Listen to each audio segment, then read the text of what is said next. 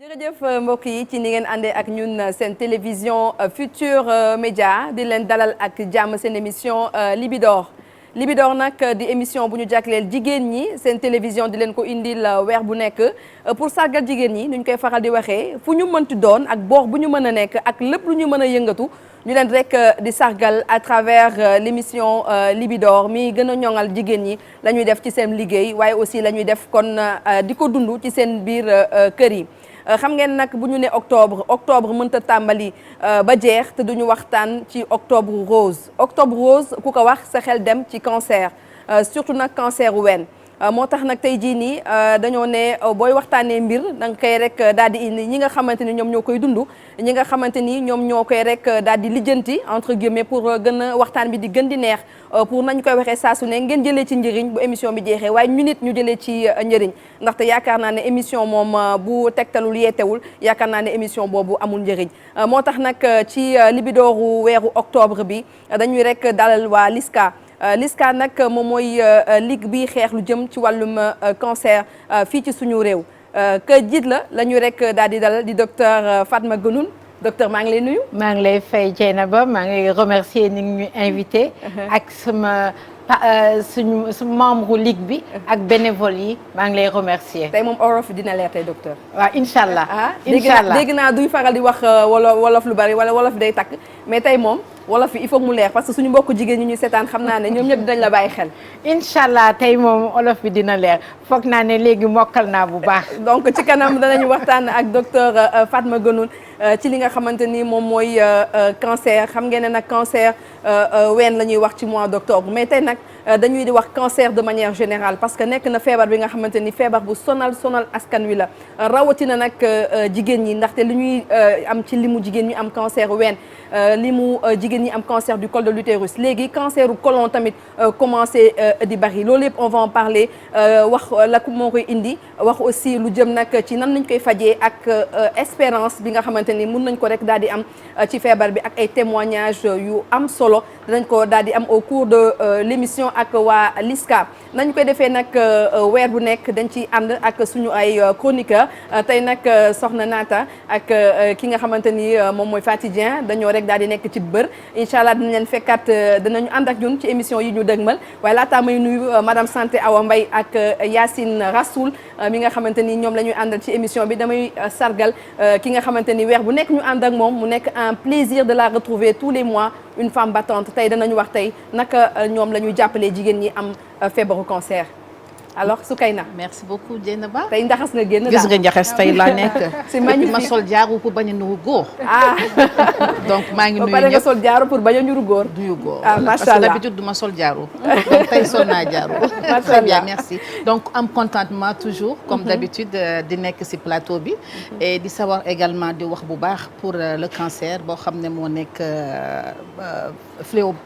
feebar boo xam ne. day nekk ci jigéen ñi et le plus souvent xam naa dañ ko gën a dinañ ci gën a dugg. jigéen ñi dañ koy nëbb. di nga ko am ba nga xam ne fin bi ngay doog a wax lan moo ci nekk donc maa ngi gërëm ñëpp. non on va en parler donc ci kanam merci donc Soukayna sànq maa ngi ko doon wax di nga ñuy wax peut-être naka la ñuy jàppale jigéen yooyu ci kuréel yi nga xamante ni yow yaa ngi koy rek daal di jiite tey nag ñu fi toog ñëpp dañoo rek daal di tapp suñu në bu rose muy firndeel di màggal li nga xamante ni moom mooy octobre rose je pense que tous les mois de l'année dañoo war a nekk octobre rose parce que lu ñuy xeex lu war la moo tax causes et conséquences yi danañ ko rek daal di waxtaan léegi ak Yacine maa ngi lay nuyu bu baax a baax. maa ngi lay fay Dieyna di wax ne asalaamaaleykum wa rahmatulah wa barakatuhu saa su ne comme ni ma koy defee c'est un plaisir et un honneur tout le temps toog ci plateau bi di nuyu Soxna Awa Mbaye di nuyu Soukayna di nuyu docteur. di wax rek ne jël nañ benn thème bu am solo octobre rose oblige mais dafa nekk loo xamante ne c'est un problème de santé publique mu nekk loo xam ne Dieyna tey moom la ñu war a gën a tiit que corona parce que sur 10 millions 15 millions de cas dans le monde 10 millions millions yi ñooy décédé par année. suñu ñëwee ci Sénégal 2018 étude bi mujjee am muy chiffre yu ñu jëlee ci OMS sur 10 549 cas 7 millions décédés. est-ce que amagum nañ lim boobu ci corona wala yeneen yu ñuy ragal donc tey dafa jot wala plus que jamais sax ñu toog waxtaanee ko incha allah. on va en parler tamit ci kanam wax naa Yacine bu xësee ba ñëw environnement ak yëpp dañ koy rek daal di lamboo ci biir docteur Fatma xàmme nga ndaw si. moom foog naa ne. ndaw si dala koy woowee. awa moom maa ngi rafetlu lu ma partagé plateau bi ak moom. parce que moom ku yàgg jël cause bi teg ko ci xolom di ànd ak ñun di xeex cancer. foog naa su octobre rose ñëwee bokk na ci ñi ki may jëkk a gis. mu interviewé ma wax ak pour yeeyoo askan bi ci wàllu cancer. aw maa ngi rafetlu ni ñu bokkee plateau bi. ni ngeen bokkee plateau bi jàkkaarloo mais tey nee naa ko man maa lay sagal tey ci octobre rose parce que mënuñu woon def émission ci cancer sans pour autant inviter ko moom Awa Mbaye madame santé. jërëjëf Dieynaba maa ngi lay nuyu di la fay yow itam di la sargal ci octobre rose bi. di nuyu docteur Fatma Guenoune yow itam maa ngi lay delloo njukkal bi di wax ne dañ toll ci. période de coronavirus ñu am li nga xamante ne habitude di rendre hommage ñiy faj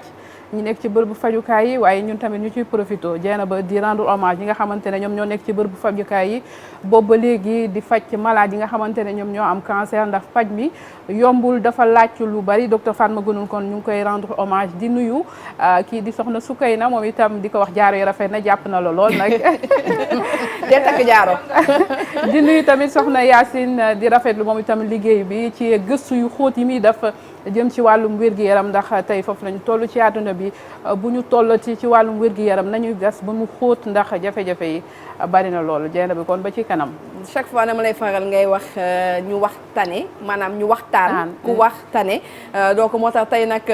sànq maa ngi doon wax docteur Fatma nekk émission bu nara sensible lay nekk bu émotionnel parce que rien que ci témoignage yu ñu jot a dégg et tout am na si yenn ressenti yoo xamante ni ku nekk nit daal di nga ko daal di sentir surtout si jigéen ñi nga xamante ni ñoom ñooy dund ak jàngoro bi mais surtout jigéen ñi nga xamante ni ñoom ñoo am jàngoro bi ba wér aussi seen vie on va en parler donc ci kanam mais fàttali ne yow yaa nga LISCA depuis peut-être 2009 yaa ngi fa. waaw LISCA mun naa wax ne lu tax ñu soqali ko. parce que LISCA dañ ko mooy kuréel bi nga xam ne 1985. lañ ko créé woon mais ñu toog lu yàgg ay at amul dara lu ci yëngu. ñun ñi malade yi di dund hôpital ñu ne xool. ne ñun pour dimbali leen ñun foog ñu génn biir hôpital. donc ñu xool ñu lan la ñu war a def ñu ne ligue bi mi ngi fi. te yàgg na amul dara dañ ko suqali. donc depuis 2009 bi nga ko suqalee ci laa nekk ci biir donc bi mu koy door maa ngi nekkoon trésorière générale bi donc ba 2013 ma jël intérimu présidence bi. 2014 ma am sama premier mandat. après 2018 ma am sama deuxième mandat. ba léegi yaa nga ca di ci def liggéey bu am solo keroog ba ma ñëwee LISCA gis leen ni ngeen organiser secrétariat bi mi ngi ci wet ba bureau ba ma nga ca wet ba mais aussi surtout ni ngeen lijjantee matériel beeg vraiment organisation bi nga xamante ni organisation bu mucc ayib la. waaw parce que fokk nit yi soo leen di dalal nga dalal leen ci ay conditions. conditions yu gën sax. bu ñuy ñëw hôpital parce que hôpital malade yi dañ fay ñëw dañuy am ay difficultés d'attente ay difficultés même wax bi nu ñu leen di dalaleek yooyu la donc fii sax ci plateau bi am na assistante sociale bi nga xam ne moo ñuy accompagner donc ci bés boobu la suñu gisee ay cas critiques dañ leen di jël en aparté waxtaan ak ñoom donc fokk octobre rose ren bi nag dafa nekk octobre rose bi nga xam ne il fallait spécial parce que octobre rose biir pandémie la habituellement dañuy def Dakar ñaari consultation après ñu décentraliser def ñaari région mais contexte bi suñuy décentraliser foog ñu yóbbu ay nit yu bari plus de 30 personnes la ñuy dem ci biir région yi ñu ne consultation yi ñu doon def ñaar Dakar benn bi ci région bi benn bi stade de l'amitié te on regroupé 1000 femmes te ñu ne ren nag mënuñu di daje ay jigéen yu bari ci benn bés donc ci benn bés ci benn bërëb ñu ne dañuy consulter tous les jours. maanaam respecter gestes barrières yi ak li nga xamante moom la feebar bi laaj. voilà te ku ñëw ñu jox la masque soo indee sa masque ñu changé la ko defal la gel respecter gestes barrières yi. ubbi ay salle de consultation yu bari donc de ce fait que ñun bi ñu dooree dañu ne woon 50 la ñuy jël mais balaay 11h 50 yi ñu pare ko. donc ñu yokk femmes yi nga xam ne dañu leen di seet. donc peut-être liggéeyu LISCA ñu bëri xamoon nañ ko Awa Mbaye mais yow mii di nekk ci wàllum santé lan moo la gën a peut-être marqué ci li nga xamante ñoom la ñuy liggéey très rapidement. Dieynaba di wax ne LISCA comme ni mu ko waxee toog na ay at yu bëri daanaka kenn fësalu leen ci seen liggéey 2009 ci assemblée générale ba kon lu bëri lañ fa gis ci ay fajkat ci ñoo xamante ne dañu jóge ci askan wi bëgg a jàppale ñi nga xamante ne ñoom ñooy amee jàngoroy cancer du sein ndax at yu mujj yi Dieynaba ndax boo xoolee médias yi bokk nañ ci li nga xamante ne moo tax voilà ñu vulgariser cancer ndax cancer bu njëkk ba ñu bëri xamuñu ko woon docteur. effectivement ñu bëri xamuñu ko woon ba tax boo ko amee da nga ko doon nëbbu njaboot yi ñu ci bëri daanaka ci sutura lañ doon dëkk léegi nag ñu dem Octobre Rose c'est une belle occasion docteur nit ñi di wax jëm ci li nga xamante ne mooy sensibiliser di wax jigéen ñi ñuy dem di nemmeeku di saytu ñoom nag LISCA Dieynaba ñoom ñoo jàpp ci xeex bi association yu bari nañ ci waaye jiitu dafa am te boo jiitoo nag daanaka lu ci bari dafay nekk ci say wagg nga daal di koy supporter ñoom askan wi chaque année dañuy ñëw di wutali si ndax groupe Futur Média chaque année dañuy ñëw docteur di ñëw di reportage di jël ay témoignages di ñëw ci terrain bi di wax ne dinañ fekkee jigéen ñoo xamante ne LISCA ñoom ñoo jàpp ci faj mi ba faj mi jàppandal ndax xam nga ne faj mi dafa yàgg voilà te seer donc LISCA comme ni ñu koy waxee ñoom ñi ngi ci xeex bi boobu ba léegi peut-être problème moyen moom mooy jafe-jafe bi docteur loolu yëpp tamit daañu ci ñëw ci kanam waaye ñoom itam ñu leen di sargal di wax ne waaw ku mbaawaay ndax xam nga ne loolu daf ci baax Dieynaba bu ñu nekkee ci liggéey bi waaw ku def lu baax de moom ñu wax na la def nga lu baax te nag yaakaar naa ne am na sama benn xarit bu ma doon wax ne da ngay gis dara lu baax ci nit ça te prend une seconde pour nga wax que ne que yow de c'est vraiment sa lunette yi docteur Fatma rafet na waaye ça reste toute une année toute une vie donc ci xelam donc c'est vrai que li Awa Mbaye wax pour ñu leen di sargal di leen wax ne seen liggéey rafet na donc c'est important dinañu ñëw ci chiffres yi tout à l'heure ak ki nga xamante ni moom mooy Yacine mais peut-être aussi ak Soukeyna mais yéen ñi nga xamante ni yéenay dund ak femmes yi am cancer yàlla may na leen. waaw metti na torop metti na mais comme ñun ñi nga xam ne yàlla dafa def ñu jàng étude médicale ci étude médicale bi dañ lay former ba nga xam ne da ngay mën a dékku da ngay gën a mën a dékku malade bi pour doo yem ci niveau malade bi mais yenn saa yi am na ay malade yi nga xam ne faaw ñu marqué la donc loolu la ci formation médicale bi la bokk mais sama assistante yi ñoom bés bu nekk ñu jooy bés bu nekk ñu gis ay cas yi nga xam ne vraiment dafa metti ci ñoom pour ñu dékk ko parce que ñi leen di wax seen naqar fii la ñu jaar ak yëpp parce que feebaru cancer dafa metti ci bépp fànn annonce bi faj bi coût faj bi dafa metti donc ak combat bi pour nga traverse ko parce que pour nga gagner combat bi dafa métti parce que foog sa ay mbokk mun la war a jàppale ci xel parce que c'est un accompagnement psychologique qu'il faut c'est même pas un accompagnement financier mais ñu di la dalal di la dékku loolu dafa am solo ci fajum cancer et donc loolu foog nit ñun corps médical foog ñu dékku ko yenn saa yi nga ñibbi sa kër soo ñibbee benn malade bu la marqué foog naa ne toute la nuit da nga koy wax. justement ban malade moo la gën a marqué yow depuis nga nekk LISCA parce que tamit ay médecin ngeen dëgg la mais ay nit ngeen. tey ban cas tey moo la gën a marqué parce que maa ngi ko doon wax sànq rien que par exemple man témoignage yi ma doon jël ci reportage yi ça a gâché toute ma journée. waaw man bi ma jëkk marqué en tant que médecin. benn femme la woon. muy yalwaan. à l'époque consultation bi 3000 francs la juróom-benni téeméer nga fay ko pour ñëw hôpital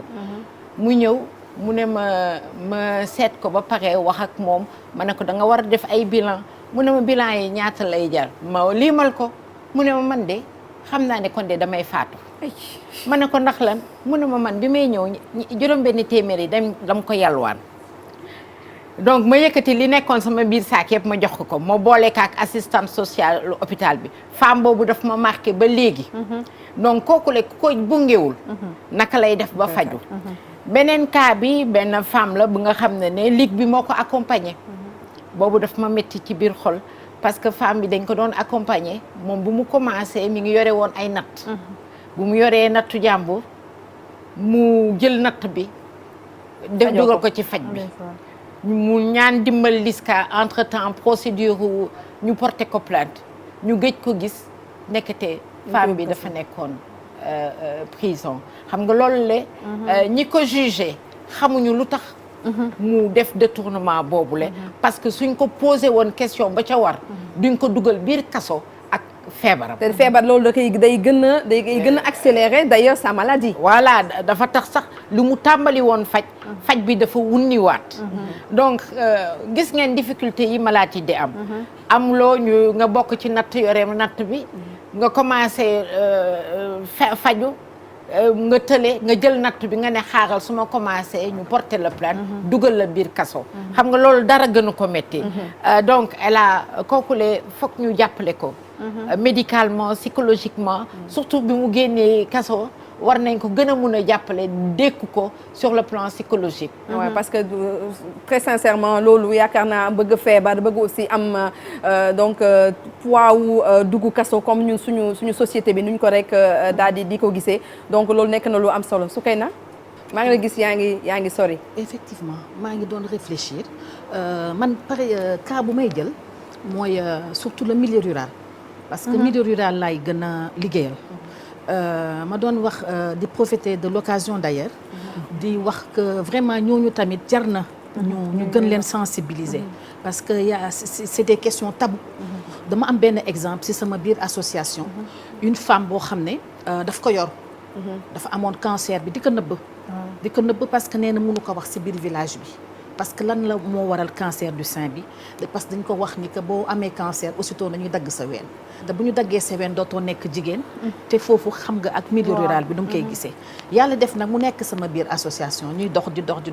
mais tout le temps daf may naan daf ma soxla daf ma bëgg a gis mais malheureusement nag ba mu commencé nekk phase terminale la jóg wax ak man expliqué ma nu mu demee ndekete yàgg na ko yor des années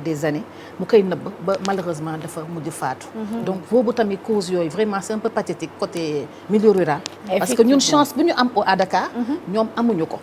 waaw de façon si kanam dinañu def benn reportage boo xamante ni Fatick lañu ko defee ci jigéen yi nga xamante ni bariwul ñuy dem ci l'hôpital bi pour dem saytu seen yaram mais peut-être avant ñu ñëw loolu ci loolu docteur Fatma Guenoune dañuy wax peut-être causes yi nga xamante ni ñu ngi koy rek daal di nemmeeku yenn ci causes yi ci wàllum cancer bi ak ki nga xamante ni moom la ñu dénk loolu wàllum cause ak conséquence ci voilà wàllum risque Yacine Rassoul soo ne da ngay def étude de risque faw nga xool lan mooy cause yi def diagnostic mais jëy naa thème mooy indi ñu gën a jàngat mbir et man bi ma sooboo ci thème bi tiit naa pourquoi parce que chiffre yi ma gis dootul cas par cas xam nga yaa ngi énuméré di laaj docteur ban cas moo la gën a marqué mais je reviens sur les chiffres de l'OMS qu'il faut prendre à la pincette parce que suñu ne 10 549 en 2018 cas au Sénégal 7 000 yëpp a décédé loolu raar na ñu koy gis ci xeetu maladie alors te ñooñu mooy ñi nga xam ne jóg nañ dem ñu consulter leen alors et ceux qui sont ñi nga xam ne décédé nañ ci sans que ñu xam ko parce que defuñu autopsie ñi nga xam ne yor nañ ko ñu ne dañ la sànni kortu wala am na yenn xeetu croyances socioculturelles yi nga xam ne am nañ ko donc les chiffres sont plus alarmants te tey thème bi dafa laal sama domaine muy environnement di sécurité alimentaire parce que saa su ne soo gisee ma jël benn thème damay indi impact sur la santé donc tey suñu environnement ak ni ñuy doxalee ak pollution de l'air bi ak li ñuy lekk dafay bokk ci li tax tey ngay tudd le cancer du côlon suñu xoolee 2019 cancer du col de l'utérus moo ëpp selon l'OMS si données cancer du sein soog cee topp ana lan moo ko waral am na nag benn waxtaan bu ñu sekk avec une fierté nationale dama koy faral di wax c'est un Sénégalais 40e cytologue au monde premier en Afrique muy le professeur Celestino Rodriguez Sanchez docteur Celestino Furtado Sanchez moom la ñu seqal waxtaan di Sénégalais la. professeur di sénégalais nekk Suisse bokk ci diaspora bi nekk award international ci li nga xam ne mooy cytologie lépp lu jëm ci xeetu cancer ni muy soso am na gëstu yu yaatu yum ci wax indil ñu d'une manière générale mais ce qu'il faut juste retenir ak suñu waree xool élément bi est-ce que tu savais je parle sous le contrôle du docteur que l'être humain ñun ñëpp dañuy faral di stigmatiser mais est-ce que xam ngeen ne heure bu ñu yeewoo à 80% ñoo ngi def cancer boo xamante ne ñun ku ci nekk am nga cancer boo xam ne ce système immunitaire moo ko raxas Effectivement. chaque jour am nañ cancer yàlla kay moo dogalagul cancer boobu lal fa toog ñu dem seetaani élément bi su paree.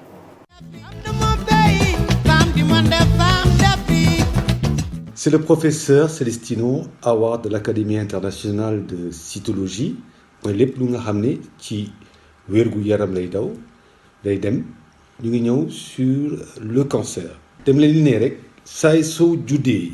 wala nga nekk sax sa biir sa xale bu nekk ci biiru yaayam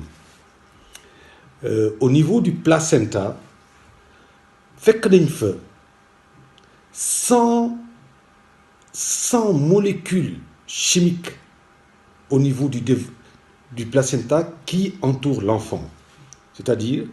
que déjà l'enfant dans le ventre de sa mère ci biiru yaayam lu muy lekkee lu muy naanee lépp lu jóge ci yaayam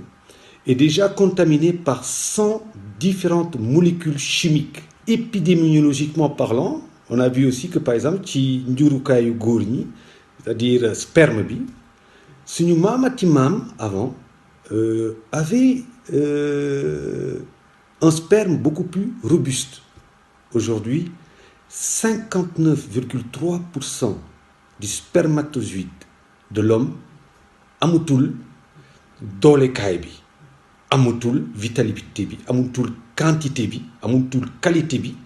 te nekk parfois am na sax ay góor yu nga xam ne suñu sawee suñu éjaculé du am benn sperme ci biir. Chaque année am nañu plus de 15 millions de nouveaux cas de cancer, plus de 10 millions de décès liés ci cancer gi par année te loolu c'est vérifié dans la médecine légiste wala ci autopsie mën nañu ko vérifier mais en Afrique subsaharienne par exemple mënuñu fa teg bët ci loolu parce que kenn du dem ci hôpital wala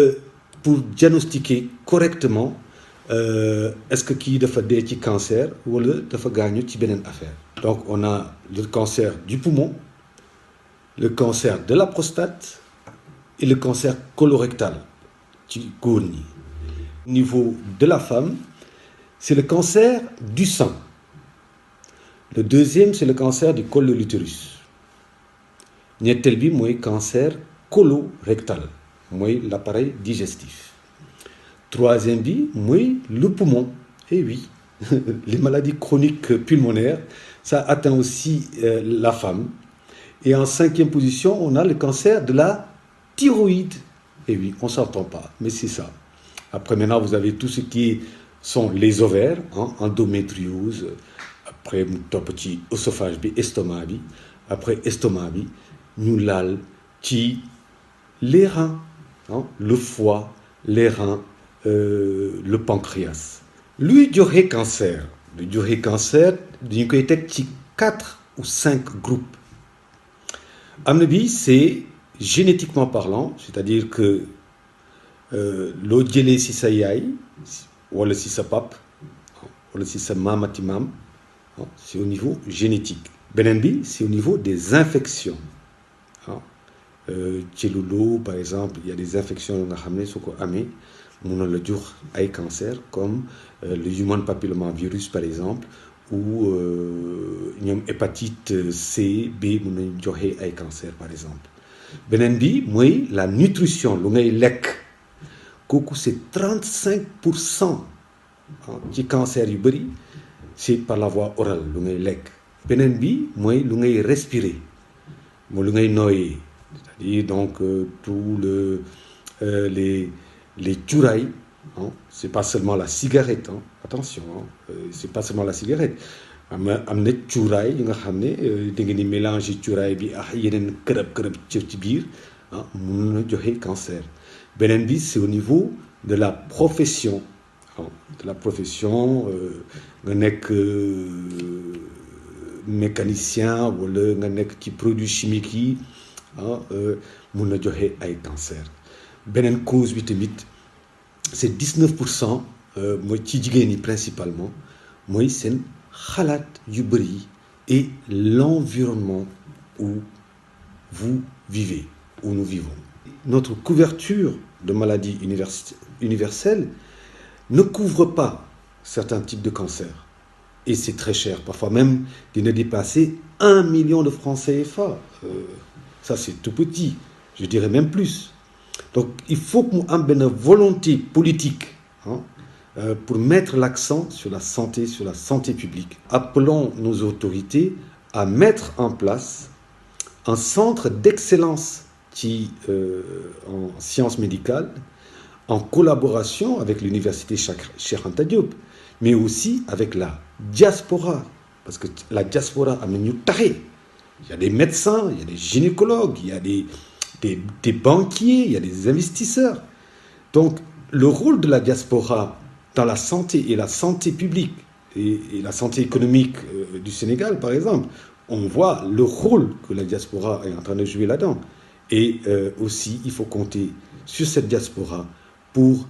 qu'un centre d'excellence puisse se mettre le plus rapidement sur place contre les tumeurs et les cancers.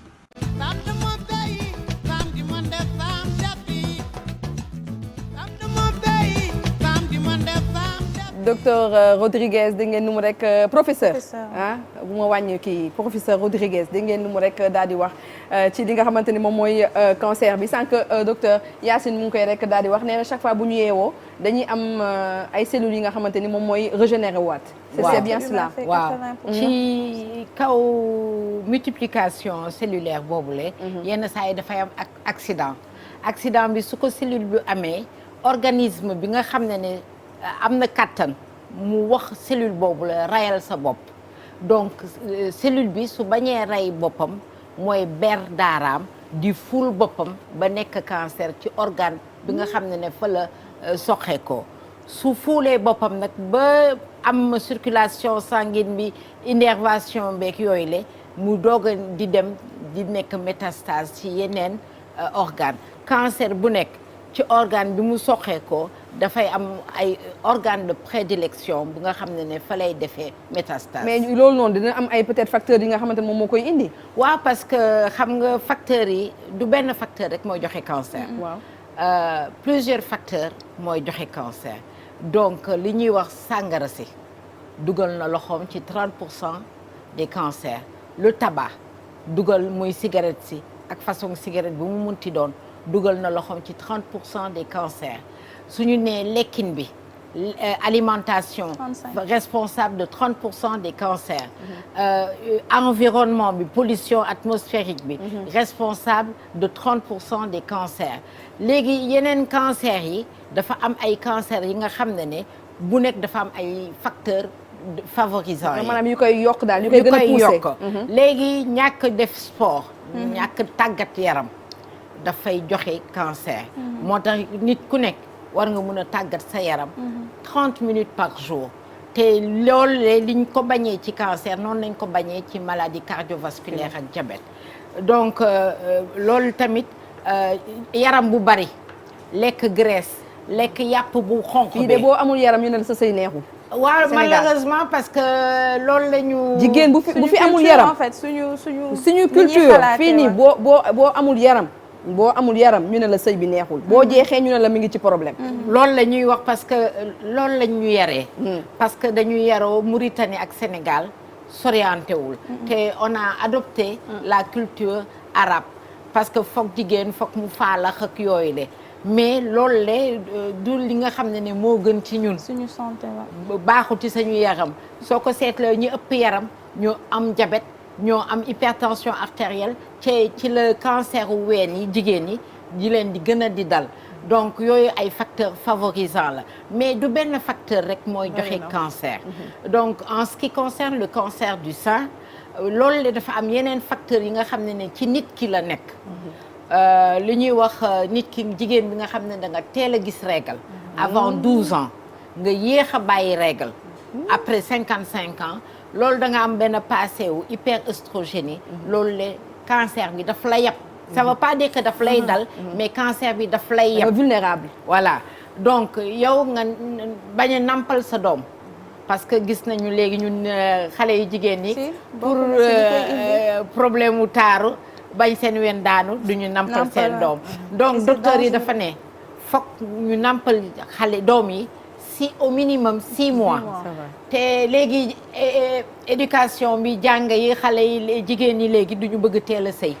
wala suñu teelee sëy tamit duñu bëgg teel a am doom yooyu lee ñàkk teel a am doom facteur favorisant la surtout soo xaaree ba am fanweeri at ak juróom après 35 ans yooyu ay facteur endogène la ci nit ki donc yooyu su dajaloo yooyu yëpp mun na tax nga am cancer wala nga bokk ci ngir bi nga xam ne dafa ngir bi nga xam ne ñoom cancer daf leen yàpp loolu mun nga ci am cancer parce que du ñëpp lay dal mais mun na ci am ñu ci dal donc li ñuy wax facteur héréditaire yooyu lee da ngay gis famille yi nga xam ne dañuy am cancer seen yaay seen tante wala seen mag dañuy am cancer ween mu am ku mu ci dab donc yooyu facteur yooyu yëpp su dajaloo ci nit dafay am cancer am na benn affaire bi nga xam ne nag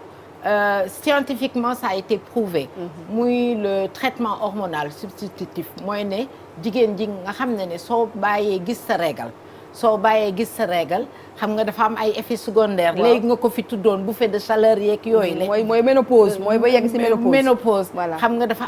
dootuloo gisati règle nga ànd ak tàngat ànd ak ñaq léegi dafa am ay traitement yi nga xam ne mun nañ la ko jox pour loolu bàyyi te règle bi sax bañ a taxaw donc tubaab yu bari dañ koy def mais gis nañ ne biñ ko doon joxe loolu la dafay tax daf koy favoriser te loolu étude scientifiquement gëstu nañ ko te xam nañ ne garab yooyu dafay joxe cancer donc yooyu ay facteurs favorisants la donc ci benn nit su fekkee ne jigéen ji dafay tux cigarette yéex a sëy su amee yéexee am doom mu bañ a nampal la pollution dégg nga dëkk ci environnement bi saxaar si yooyu yëpp ba pare yooyu dafay joxe cancer. waaw explication yu leer yaakaar naa le docteur Fatma Guenoune rek daal di joxe suite à élément bi nga xamante ni seetaan nañu ko ak professeur bu am xam-xam bi nga xamante ni Yacine interrogé na ko Yacine mi ngi doon wax léegi ci wàllum pollution environnement parce que à la fin tout est lié en fait. à la fin tout est lié on en parle très souvent dañuy wax suñuy wax très souvent soo gisee si li may damay wax conséquences yi su dul asthme chronique bi muy indi dina indi yeneen ak yeneen te feebar chronique yooyu mooy dérivé si li nga xam ne parfois cancer lay doon professeur wax na ko sànq damay jël benn si cas yi nga xam ne tey 35% wax na ko sànq entre 30 et 35% cancer yi canceru origine bi si alimentaire bi la jógee maanaam li ñuy lekk te wax na ko sànq tudd na lu mel ne sucre bi soo ko waxee biñ ci waxtaan ak professeur dafa ne tey lépp loo xam te ne yaa ngi koy lekk di ko dugal sa yaram sànq moo ngi wax accident cellulaire mais am na luy causer accident cellulaire boobu parce que sooy def physiologie wala biochimie clinique dañ la naan lépp lu nit dugal si yaramam am na phénomène de métabolisation et de conjugaison tey soo jëlee benn médicament ma jël ci médicament yi nga xam ne wax na ko parce que ñun en Afrique dañoo ñeme automédication sa bopp day metti nga dem kilo paracétamol def ko alors selon la pharmacologie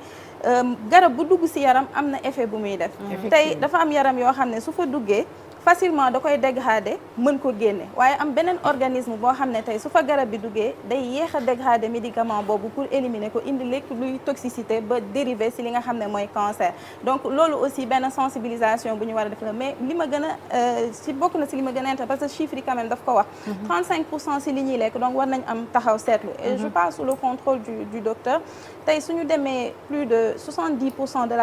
des cas recensés te mooy ñi volontaire dem 70% est décédé en sécurité en risque yàgg naa di ko wax lépp luy indi yenn décès yi ça veut dire qu'on est dans une situation très très grave lañ koy wax alors donc war nañ am taxaw seetlu si li ñuy lekk yaa ngi wax sànq cancer du côlon on consomme tout et n'importe quoi xooluñu li ñuy consommer fan la jóge on importe tout parfois na ma naan quel est le rôle où est le rôle de l'association des consommateurs parce que lu mel ne France soo fa demee benn année def nañ ay gëstu di dem ci surface yi di jël ndànk sans que ñu xam ko dem defi seeni étude en collaboration avec des laborantins ñu xool ko janax yi ñu jëloon raa yi ñu jëloon pour di ko kii dañoo am ay cancer yu graaw ñu wane ko ci télé bi donc loolu dafa tax après ñoom ñu def déclaration ne nañuy moytu tout ce qui est les OMG c'est-à-dire c'est les modifiés génétiquement donc ba tey soo duggee ci surface yow am nga choix yow miy jënd ne man petit pois bii wala lii am na OGM man bu ma ko jël parce que c'est génétiquement modifié donc na may jéem a xool li nga xam ne mooy bio bi ba ci li nga xam ne tey mooy boisson yi ñuy naan on ne contrôle pas te bëri na boisson yoo xam ne tey sel de nitrate bi maa ngi koy wax c'est des sucres yoo xam ne su duggee naamte glucose bi ngay wax sànq moom la ñuy jël organisme bi am lu mu ci utiliser pour suñu énergie li ci des mu ëpp nu mu koy def da koy transformer def ko graisse boobu indi la cholestérol nga commencé am ay maladies cardiovasculaires jël garab mënoo ko bàyyi finalement nga dérivé ci cancer donc c'est une chaîne boo xam ne war nañ ko xoolaat voilà li nga xam ne aussi moom la ñuy jël di ko jox xale yi bonbons artificiels yi chewing-gum yooyu yëpp ay colorants yoo xam ne da cee nekk donc dafa jot ñu dellu ci li nga xam ne mooy cosaan mooy bio bi mooy li nga xam ne li ñuy bay moom la ñuy dundee je pense que Soukeyna moom si loolu très certainement dina am lu mu ci wax te loolu suñ ci delloo muy Dakar bi muy tomate bi da ngay gis très souvent dans les télés ñu ne manger 5 fruits et 5 légumes am na scientifiquement lu muy def ci nit waaye ñun nee naa fii en Afrique suñuy fruits ñaaw na lool suñuy cere ñaaw na waaye ay li muy def si doomu aadama en termes de santé et que tous les médicaments yi nga xam ne ñoo ngi koy transformer fii lañ koy jëlee ci mileem réew yóbbu ko feneen transformer ko soog ñu ko indilaat beneen bi may jël manger sain et bio beneen bi may jël mooy 19% des cas de cancer sont originaires du stress famille li ñuy gis surtout chez les femmes stress bi nag du lenn lu dul conjoncture sociale yi ñu nekk yaa ngi xalaat nan ngay indi dépense ci kër gi entourage bi yaa ngi xool soo teralulee ni ñu lay def wala wujje bi teg c'est-à-dire c'est les réalités socioculturelles qui font que aujourd'hui nan lay téyee sama sëy nan lay defee nii moo tax ñu gis ne dafa bokk ci li nga xam ne mooy cause yi mais pour finir avec l'environnement mës naa ci def benn émission sur trafic transport bi en fait c'est avéré que le diesel bi ñuy utiliser ci oto yi dañ ci wax lu leer en fait CIRC Centre international de recherche sur le cancer dafa ne gasoil bii nga xam ne ñu ngi koy utiliser ci oto yi c'est avéré que dafay indi li nga xam ne mooy cancer ci particules yi nga xam ne ñoo ngi ciy jóge li nga xam ne mooy pollution de l'air li jëm ci yeneen c'est très avéré ba AFCOM benn projet européen entre 2004 et 2008 recherche bi ñu def ci riverains yi sur 24 villes yi ñu jël ñëpp a exposé am na solo si li jóge si ozone boobu tous les citoyens yi dëkk si ville bi ñu nattee ozone bi nga xam ne day faral di jóge si gasoil beeg si trafic bi ñoom ñëpp dafa am la nga xam ne taux bi dafa dépassé si li nga xam ne OMS moom lay faral di ñu bàyyi xel bu baax a baax ci environnement mais aussi ci lekk yi maa ngi ko doon wax léegi docteur ne sama genre yi nga xamante ne mbaxal bu tooy tant que amul graisse duñ ko lekk ñu bàyyi ci xel te duñuy sport pour ñoom boo xëyee liggéey dem ñëwaat rek yaa ngi sport alors que normalement da nga war a def donc 30 minutes de sport par jour yaa ngi doon ñu ngi doon wax waxu stress bi Awa Mbaye yaakaar naa ne jigéen ñi moom ak stress ñoom ñoo rek daal di dund ñu wax loolu avant ñuy seetaan benn ci témoignage yi cancer comme ni ko Yacine waxee gëstu bi yaatu na may nañu ñu xamaale lu bëri loo xamante ne laxasu na ci cancer di wax ne stress nag moo ko ak feebar bu mu mënti doon stress mooy xalaat boobu tëju am na lu mu ci indi diabète ak yeneen xeetu jàngoro yi maladie chronique yi dañuy wax stress àdduna bi nag dañoo toll ci jamono joo xamante ne maanaam ñun ak stress ñun ñoo dund ñun ñooy dund jeena ba xam nga tamit dëkk bi léegi nu mu demee liggéey wàcc boo amul liggéey yaa ngi xalaat booy liggéey yaa ngi xalaat booy sëy yaa ngi xalaat boo sëyut yaa ngi xalaat finalement docteur ñëppay xalaat kon Soukeyna voilà donc ñëpp bi jaaw dëkk bi léegi ñëpp bi jaaw ndax stress voilà kon ci àdduna boobu la ñu toll léegi nag xanaa dañoo war a xool docteur façon goo xamante ne peut-être dañu koy dund di jëlaale li xale yi di wax naan xaw ma positif la xaw ma bëgg bi rek waaw voilà nga jël maanaam di woyofal lu bari surtout jigéen ñi xam nga jigéen des fois jigéen lu ci bari day liy laxasu si biiram dafay bareek yooyu ñu ne jigéen société bi ñu ne jigéen moom moo yenu société loolu nag boo yenoo société nag stress moom dina la faat. yenn nga société yow Soukeyna. man kañ ma ne ko ndax yenn nga société yow Soukeyna parce que yaa ngi wax mu ngi ree rek xam naa ne moom du nit kuy stressé wu moom. man xalaatuma ko sax on ma stress boobu mais stress bi da ngeen di wax stress bi surtout mooy stress ci kër yi diggante góor yi ak jigéen ñi lu ñu dal ñoom la. dinañ wax lu jëm ci wàllu gratuité bi mais avant cela dañuy xool benn élément femme bi ñu jël moom histoire am dafa xawoon a gudd mais dañ ko gàttal dafa dem kon di seet boppam dans un premier temps ñu ne ko amul dara amul cancer yaakaar naa ne suivi bi ñuy njëkk am ci wàllu malade on va en parler en plus de la gratuité ñu xool malade bi nga xamante ni dafa am cancer du col de l'utérus ñu ñëwaat.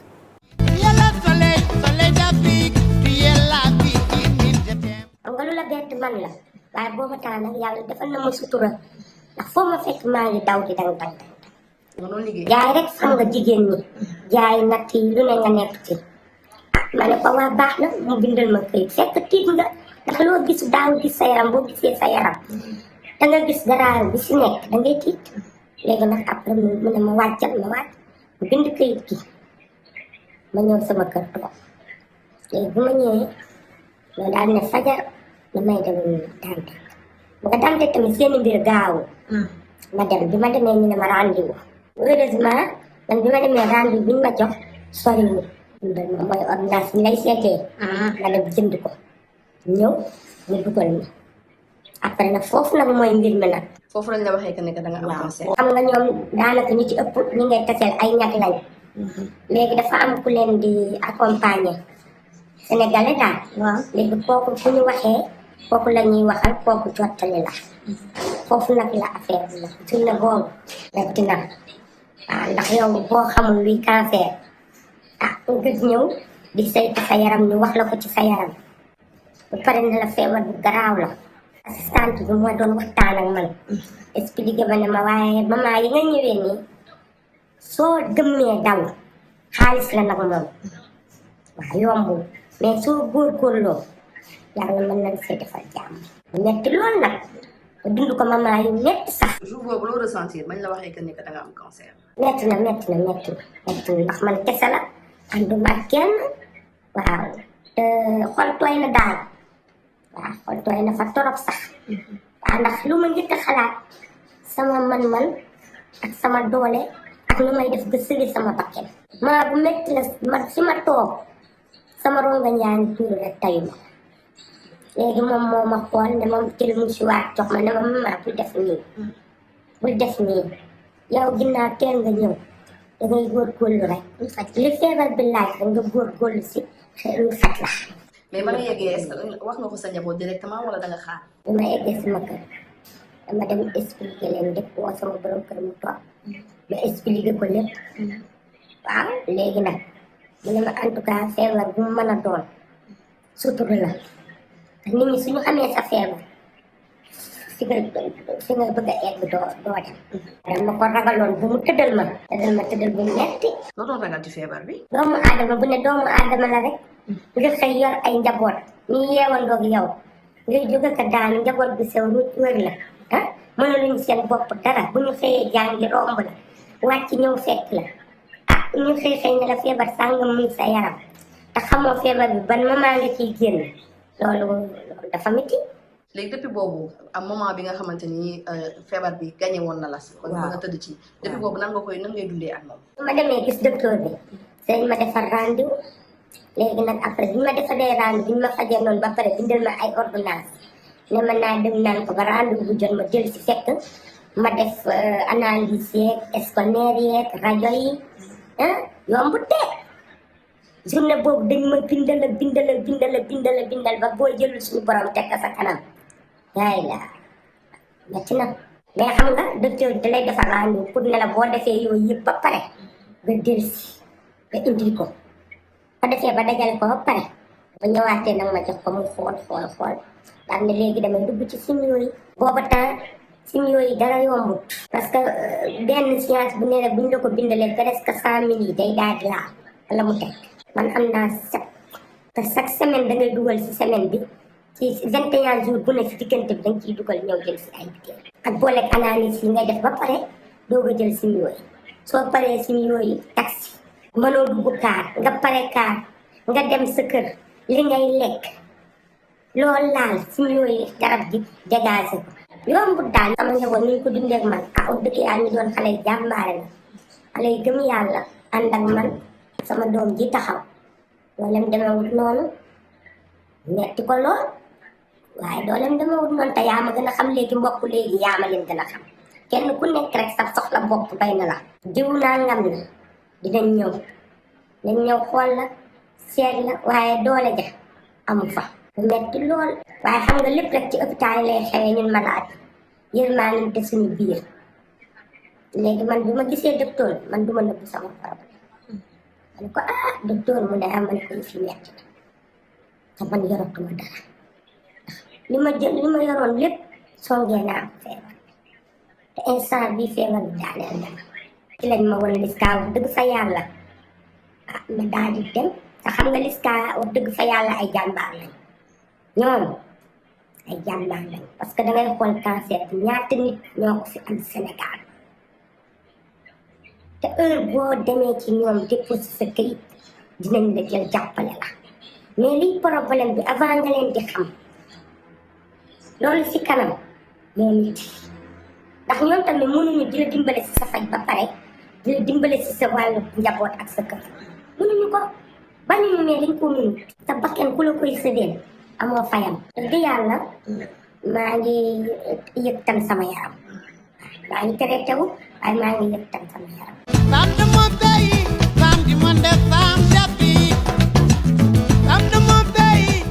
mu nekk benn ci témoignage bu ñu jël soxna soosu nee na mi ngi rek daal di traité wu di ko ñaanal nag yàlla gën a ñoŋal lu jëm nag ci wérgu yaramam parce que faju cancer Awa Mbaye yombul. faju cancer yombul jeena ba faj bu cher la yàgg na rawatina bu nekkee ñun fii suñu dëkk yi si réew Afrique yi mel ni Sénégal dañoo cosaanoo di gis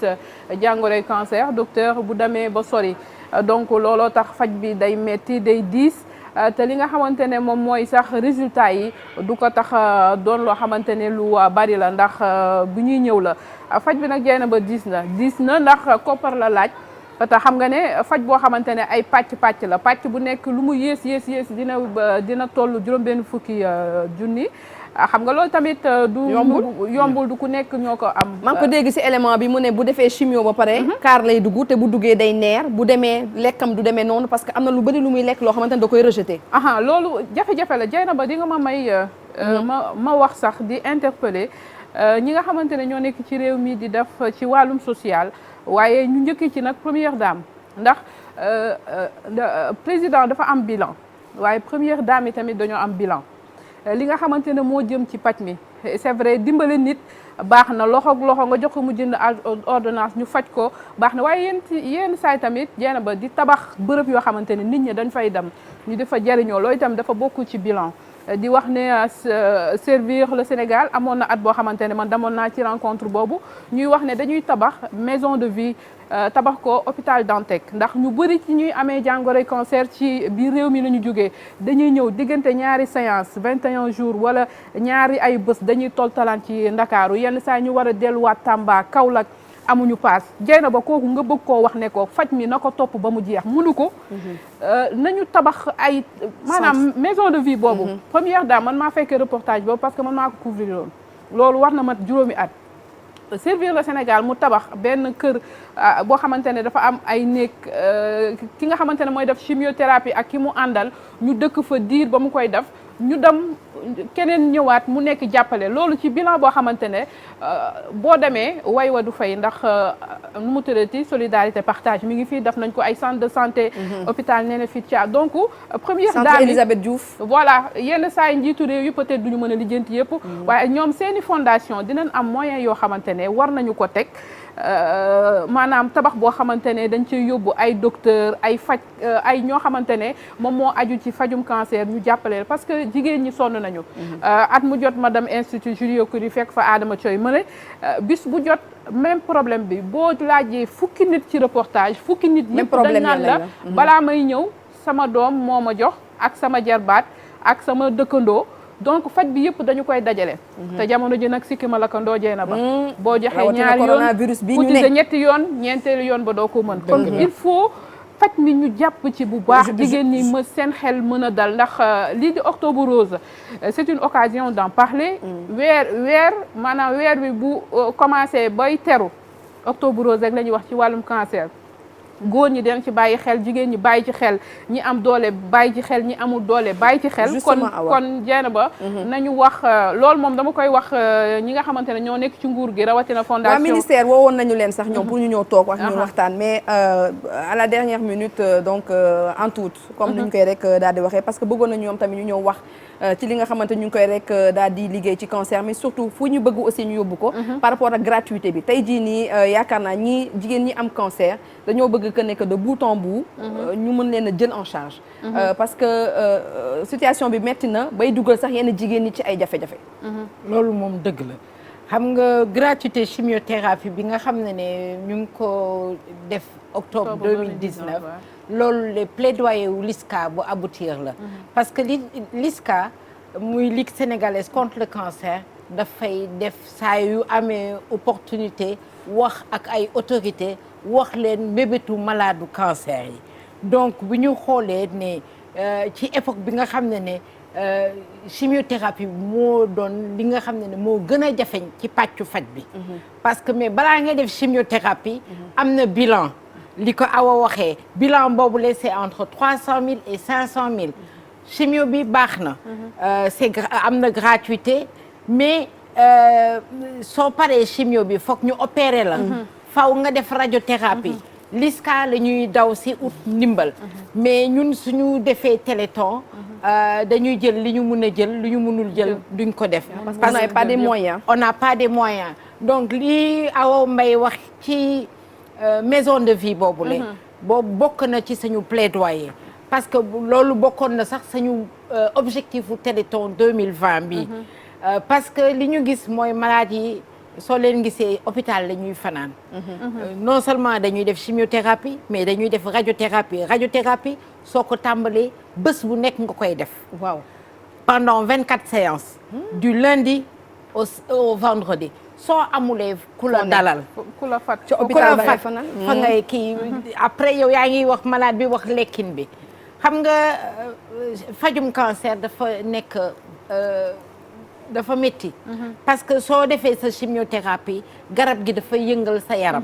su yëngalee sa yaram da ngay woccu doo mun a lekk yëpp parce que doo mun a supporter yëpp soo amulee moyen nga dëkk ci kër gi ñu la héberger la ñu togg rek ngay mun a lekk te soo ci mënulee lekk da ngay dem ak sa xiif donc foog ñu jàppale malade yi taw malade yi am difficulté suñu duggee ci maison de vie bi ñu dëkkal leen jox leen lu ñu lekk ba pare suñu jàppale ñu bés bu maison de vie bi taxawee ñu may ñu oto bi nga xam ne mooy def dem ak dikk gi mooy def dem ak dikk États-Unis suñu ñiy def chimiothérapie oto moo leen di jël si yóbbu leen seen buntu kër ba ca fi ñu koy defee delloo si leen loolu ñun bés bu ñu amee maison de vie ñu ñaan autorité yi parce que foog ma askan bi am na ñi nga xam ne yàlla dénk na leen dërëm ñu dul sax première dame am na ñi nga xam ne ñu ngi ci biir réew bi di def war a def te dañu war a def sax ci faj bi waxuma ci cancer mais ci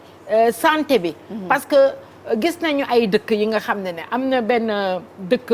au Pakistan benn waay dafa dajale zakat moom États-Unis la nekkoon mu dajale zakatu njoñam yi nekk foofu yëpp ñëw tabax benn clinique bu mag hôpital bu mag képp ku fay faju doo fay dërëm déjà sénégalais yi génnee zakat bari na mun nañ ko dajaloo ñoom ñu lëkkaloo def ci tabax dara mun nañu tabax hôpital bu amee gën a baax yi nekk fii tabax ay maison de vie mun nañu def daal parce que kenn warul xaar état parce que ñun LISCA xaaruñu état dañu commencé état fekk ñu ci donc man maa ngi ñaan sénégalais yi ñu jàppale seen moromu sénégalais parce que foog ñu jàppale foog ñu soqali mais gratuité boobu est-ce que possible na la gratuité de la chimiothérapie elle est effective. waaw pour jigéen yi. donc jigéen bu am canceru ween ak canceru buntu butitu njurukaay da ngay def sa chimiothérapie te doo fay dërëm. léegi ñu wàññi 60% yeneen cancer yi. mais am na ay lu ñuy wax thérapie ciblée. thérapie ciblée boobu la c'est pas pris en compte. parce que mooy ne cancer bi agsi na fi nga xam ne fokk ñu def chimiothérapie bi nga xam ne mooy faj cancer bi. loolu le dafa am njëkk parce que benn cure mun na jar 1 million. wala lu ko ëpp 1 million. donc loolu le fokk ñu jàppale kii man sama mbébét ci malade du cancer yi mooy ne suñu yàlla jàppalee parce que dañu commencé ci benn mais yàlla dinañu jàppale ba ñi nga xam ne Sénégal képp ku fi am cancer nga faju te doo fay dërëm te loolu le foog naa ne mun nañ ko organiser ba nga xam ne ñun sénégalais yi jàppale sañu mbokku sénégalais yi ba ku am cancer doo ngay faju te doo fay dërëm. justement on va parler donc ci wàllum cancer ak Thiané Ndiaye mi nga xamante ni dafa bind ab livre tubbee ko malade du cancer l'œil d'une patiente on va tout de suite dans quelques instants kon jox ko kaddu gi Maawo bu nekkee kon mun nañ ko lijjanti foofu ci ginnaaw seen Soukeyna mooy ki nga xamante ni mu ngi toog nii en face di Thiané Ndiaye mais peut-être rapidement mbirum gratuité bi kon Yacine. voilà mbirum gratuité bi damay faral di wax ne ñun benn souci bu ndaw la ñu am encore si réew yi ñu nekk dañoo am Dieyna li ñuy wax problème d'organisation ndaxte tey mënoo wax on peut pas parler de gratuité te yow nga am problème avec les chiffres on peut pas parler de gratuité te statistiques yi amuñu ko gratuité prise en charge début ba fin man damaa jàpp ne luy ñëw peut-être ci ay millénaires la parce que soo xoolee de façon objective ak scientifique Bill Gates 20 millions de dollars ñàkk na ko et plus si li nga xam ne moo doon cancer de prostate cancer mooy loo xam ne cancer bu ne ak histoire am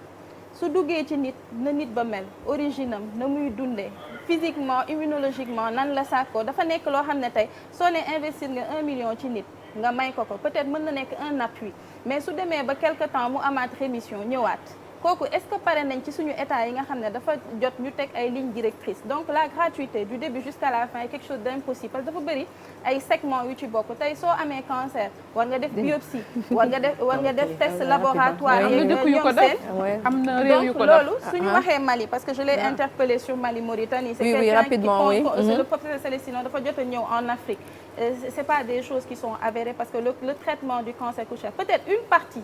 benn ci segment yi maintenant pour terminer dans les solutions li mu wax moom la lay wax te laal nga ko brosser nga ko il faut qu'on soit mieux organisé que ça centre d'excellence tey la ñu war parce que chimiothérapie quoi qu'on puisse dire day yàq cellules cancéreuses yi ak cellules yu baax yi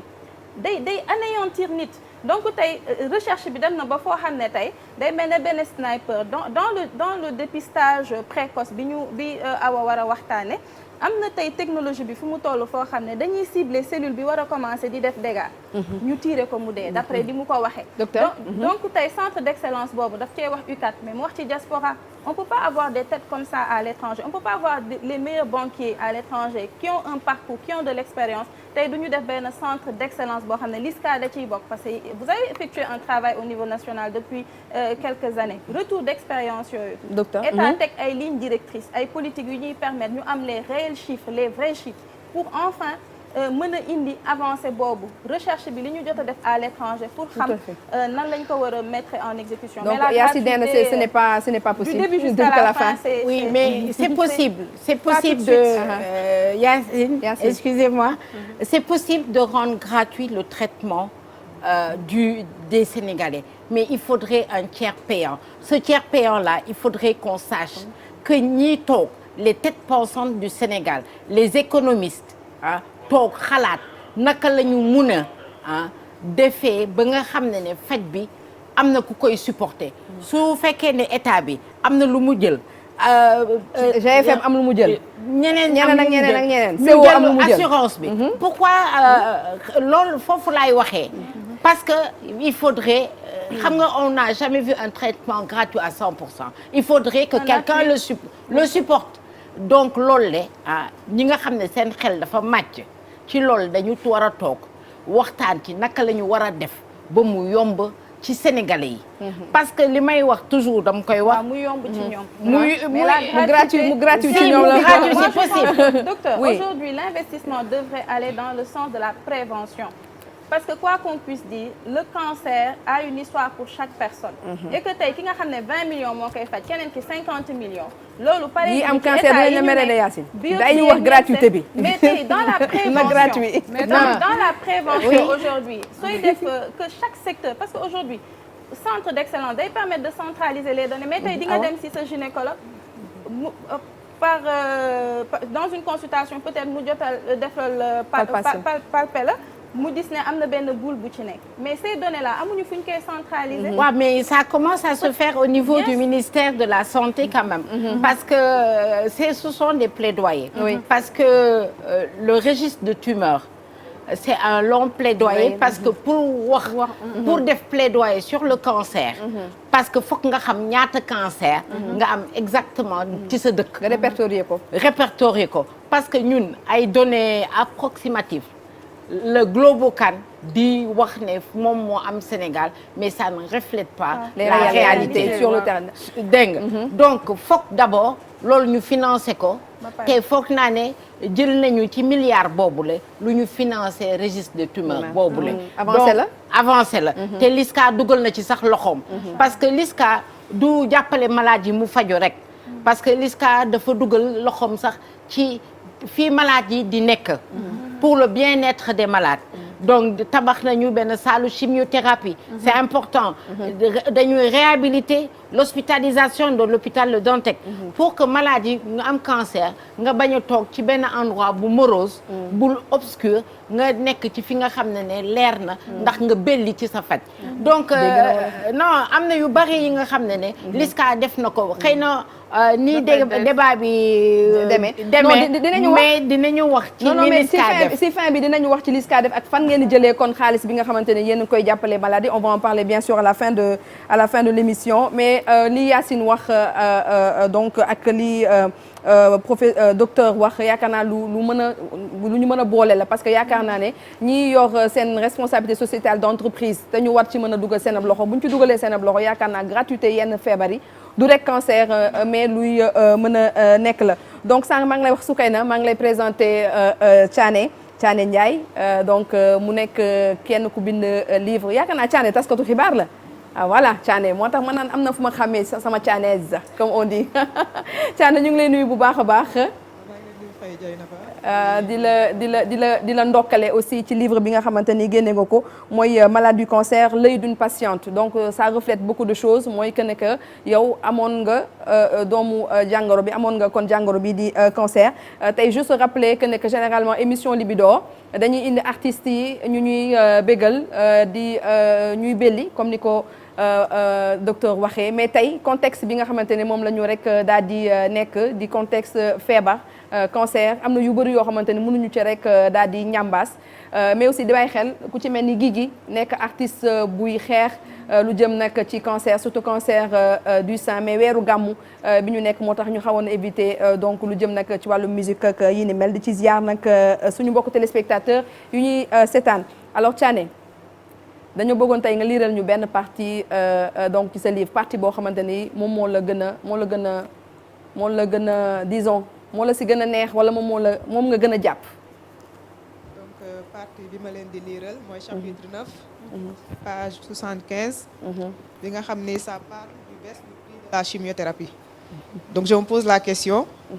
à savoir si baisse boobu lu baax la ci malade yi. wala lu bon la ci malade yi. est-ce que c'est une aubaine ou un désastre pour les malades? C'est la question que je me pose. Donc je m'en vais vous lire donc ce chapitre. Donc le ministre de la Santé et de l'Action sociale a annoncé dans le journal national Le Soleil des 4 et 15 septembre 2019 la gratuité de la chimiothérapie pour les femmes atteintes du cancer du sein et du col de l'utérus à compter du 1er octobre 2019 et une réduction de 60% sur le coût des traitements des autres types de cancers. Une mesure certainement salutaire et pour cause, comme on a déjà eu à le souligner, la chimiothérapie constitue une étape décisive dans le traitement du cancer. Seulement, on ne peut manquer de se demander si cette baisse va pour autant sonner la fin du calvaire des malades du cancer? Rien n'est moins sûr. Il faut en effet souligner que la gratuité annoncée de la chimiothérapie commence déjà à coûter très cher à nombre de malades. Les ruptures de stock sont de plus en plus fréquentes, au point que les patients en arrivent à se demander si la gratuité est effectivement une réalité.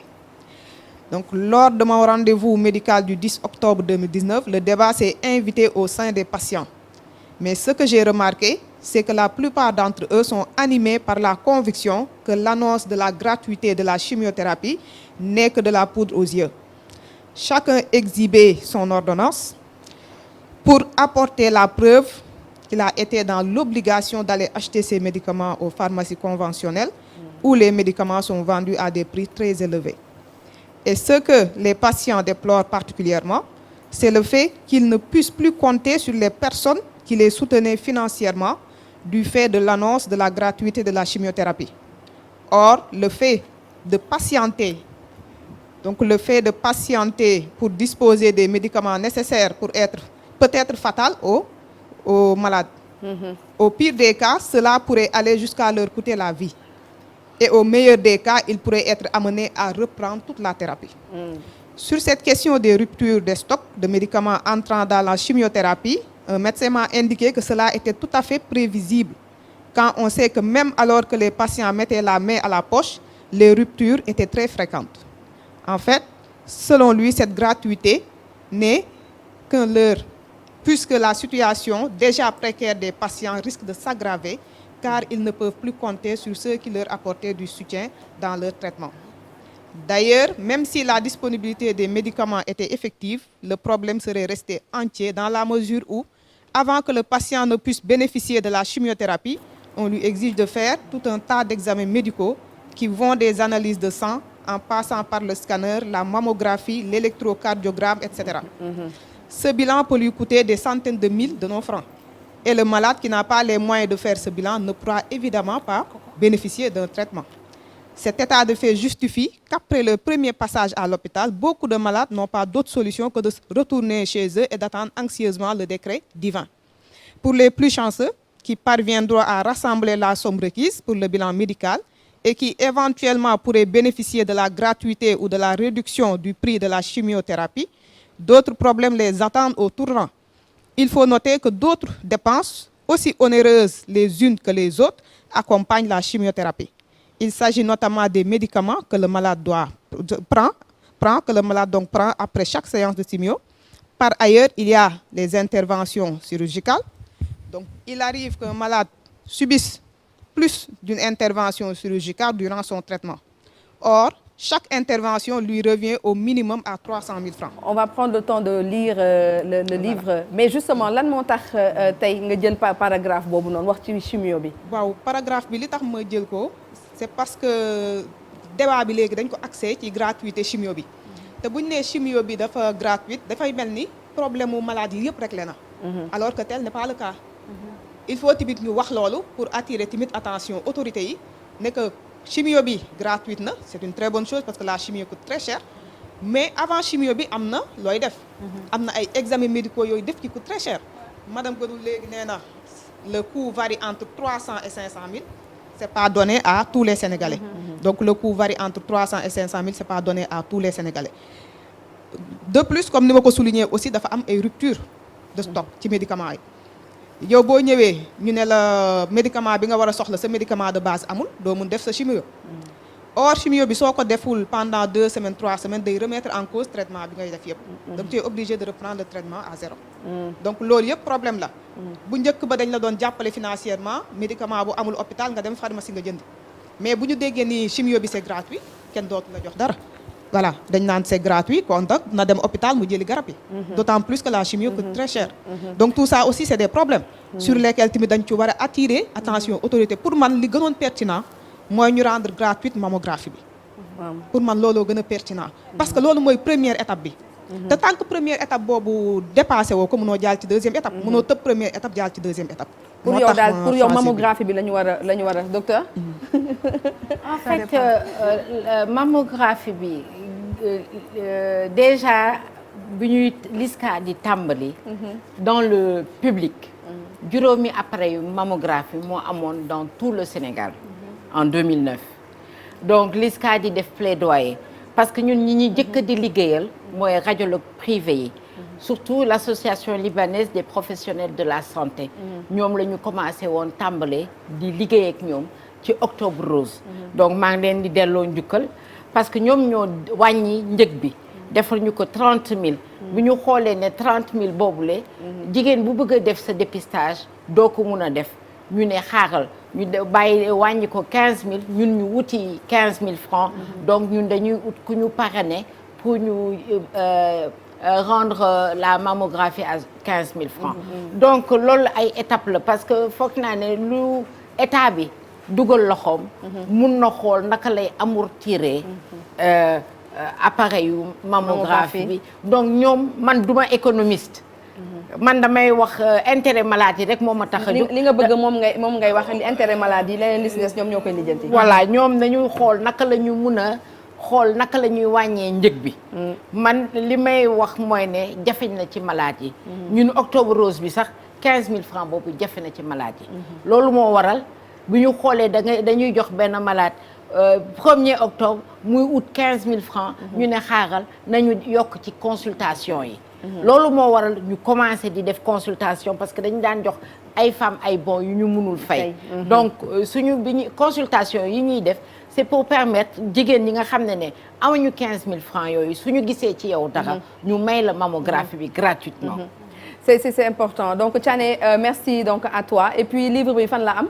waaw livre bi mi ngi disponible Harmattan. Harmattan édition Harmattan. d'accord de toute façon dinañu wane affiche donc livre bi pour ñi nga xamante ñoom ñoo ko bëgg ñu dem jëndi ko pour soutenir Thiané malade du cancer l'œil donc d'une patiente sànq kon Soukayna mi ngi ko rek doon wax ne nag ci région yi dañuy am jigéen ñi dañuy am ay jafe-jafe pour dem kon xooli seen bopp surtout bu ñu xamee peut-être njort ne am na lu bokkoon seen yaram lu ci rek daal di bokkul. ok effectivement pour le milieu rural maa ngi koy wax léegi à madame.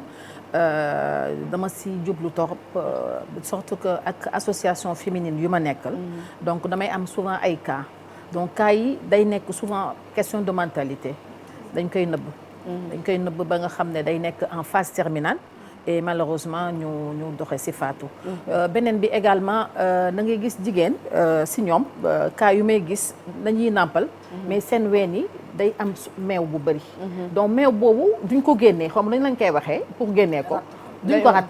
donc dañ koy bàyyi gis naa cas yooyu si sama famille après day nekk pu. donc pu boobu également après day nekk séquence cancérigène day am ay conséquences. justement dem nañu Fatick. foofu tamit jigéen ñi tamit dañuy am toujours problème pour dem seet seen bopp. loolu la ñu jëlee ci reportage bi nga xamante ni soxna Aminata Goudiaby di ndaw ba nekk foofee ca Fatick indil nañu ko ñu seetaan ko. nag mooy service radiologie bu hôpital régional bu Fatick appareil mammographie bi nag ñi ngi ko fi installé atum 2016 ba léegi mi ngi fonctionné waaye nemmeeku bi mooy jigéen ñi nga xam ne ñoom ñoo fi ñëw di saytu seen wér-gu-yaram jëm ci wàllu cancer du sein maanaam ñëw di def dépistage dafa néew loolu. bon du bëri nag sincèrement mun nga toog sax une journée doo am kenn. ñi jàng nag ñoom ñoo gën a sensible parce que xam nañ dara au moins dégg nañ ko wala xam nga avec les réseaux sociaux et autres là léegi yomb na pour nga xamal sa bopp ñooñu dañuy ñëw bu ñu yëgee dara rek moom dañuy ñëw def consultation ñu prescrire leen ñu ñëw def si ko. c'est possible que mu nekk mu cher parce que xam nga zone yi ñu nekk aussi xaalis demewul noonu ba tax na ñenn jigéen ñi bu ñu amul moyen duñ mën a ñëw def si examen bi parce que boo amul xaalis boo ñëwee def nga ko mën a def mais par contre comme dañ koy jël en kii avec le plan Sésame les femmes de 60 ans et plus ñoom moom saa yu ñëwee comme paye pas dañuy ñëw ñu defal leen. bu weesoo li ñu jàpp ne xëy na mammographie bi dafa cher am na ñeneen ñu jàpp ne xëy na jigéen ñi dañ ko fulaalul wala sax ñu ragal. ragal bi la ragal dépistage bi mooy problème mu cancer bi ma gën di yokk di waxaale di profité di wax jigéen ñi que ni cancer dañ koy faj. cancer dafay wér comme feebar yépp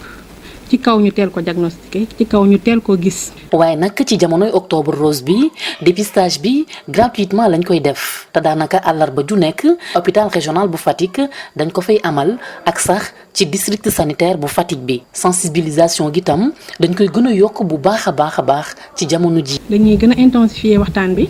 te au niveau de la région on a dû élaborer des plans d'action au niveau des différents districts on a 9 districts.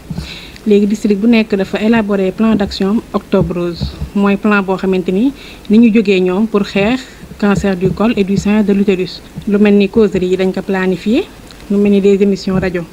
def tam dépistage de masse dépistage précoce ak def ay liens de référence pour l'hôpital et les différents centres de santé nan la ñuy def ba nga xam ne ñiy dépister bu fekkee am na ci ay cas suspects ñu mën leen a def yabal hôpital ñu xool leen lan mooy problème bi. fii nag quartier Ndiaye la bokk ci quartier yi nga xam ni ñoom ñoo gën a mag ci Fatick dañoo dajale jigéen ñi nga xam ni ñoom ñoo toll ci njur ak sax ñi ko weesu di am ak ñoom waxtaan di leen gën a ñaax ci feebar bi. dañuy waxtaan ak xale yi surtout xale yu jigéen ñiy sëy parce que léeg-léeg dara jot leen du ñu xam lan la léegi ñu bëgg leen di leen di ñaax di leen jox leen comme ni muy manifesté woo. bu ko defee ku ci am mën na jóg guddi sax ñëw waxtaan ak yow ñu gunge leen ci poste de santé yi ñu faju sans mu feeñ parce que ni jigéen moom sutura rek la bëgg comme maman dëkk ak ñoom ci quartier bi fii fu mu ne ku ma seet bi xaw laa soupçonné même boo wéruloo noonu xaw ma cancer ou leneen damay ñëw waxtaan ak yow. fi mu ne nag mën nañu wax ne octobre rose bi ñu ngi koy dund bu baax a baax ci biir région bu Fatick ndaxte sensibilisation gi mi ngi gën a yokku waxtaanee ñi ngi koy nemmeeku fu nekk te itam séance de dépistage yi nga xam ni kenn du ci fay ñi ngi koy dégg.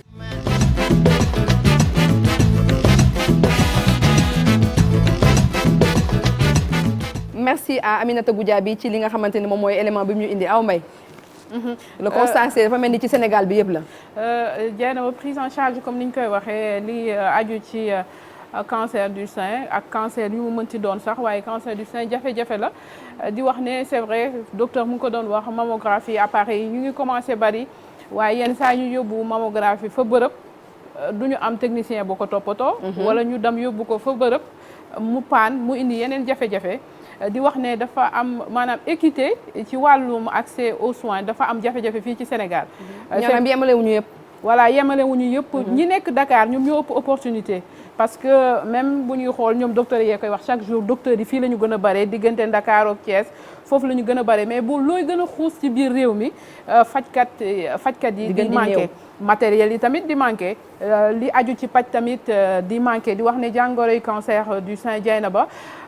ñi nekk ci biir réew mi sànq Soukeyna mi ngi koy wax monde rural des fois dafa am benn aspect sociologique maanaam dañuy war a seeti docteur ñu ne neen nañu toog ndax bu ñu demee dañuy gis jàngoro joo xamante ne ñun duñ ci mën dara dañu koy bàyyeel déjà sax am na eu fut un moment docteur doon nañu wax ci dépistage dépistage yi ñu doon def ci tund yi ne nañu ko xoolaat di ko organiser des fois dañuy dem ci aw dëkk daal fay def dépistage génne fay feebar bàyyi faak askan wa seeni jafe-jafe loolu itam nañ ko seetaat il faut un suivi di wax ne kon réew mi bu ñu xoolee monde rural bi wala ñi nekk ci biir réew mi yenn dañuy am jafe-jafey koom pour dem defi da nga naan balaa may dem defi dépistage di fay xaalis naa lekk ba pare ma toggal ko sama njaboot gi wala ma fayal leen ñu dugg l'école wala ma am yeneen soxla maanaam soxla yuy teew yoo xamante ne mënuñu koo bëtal ba tax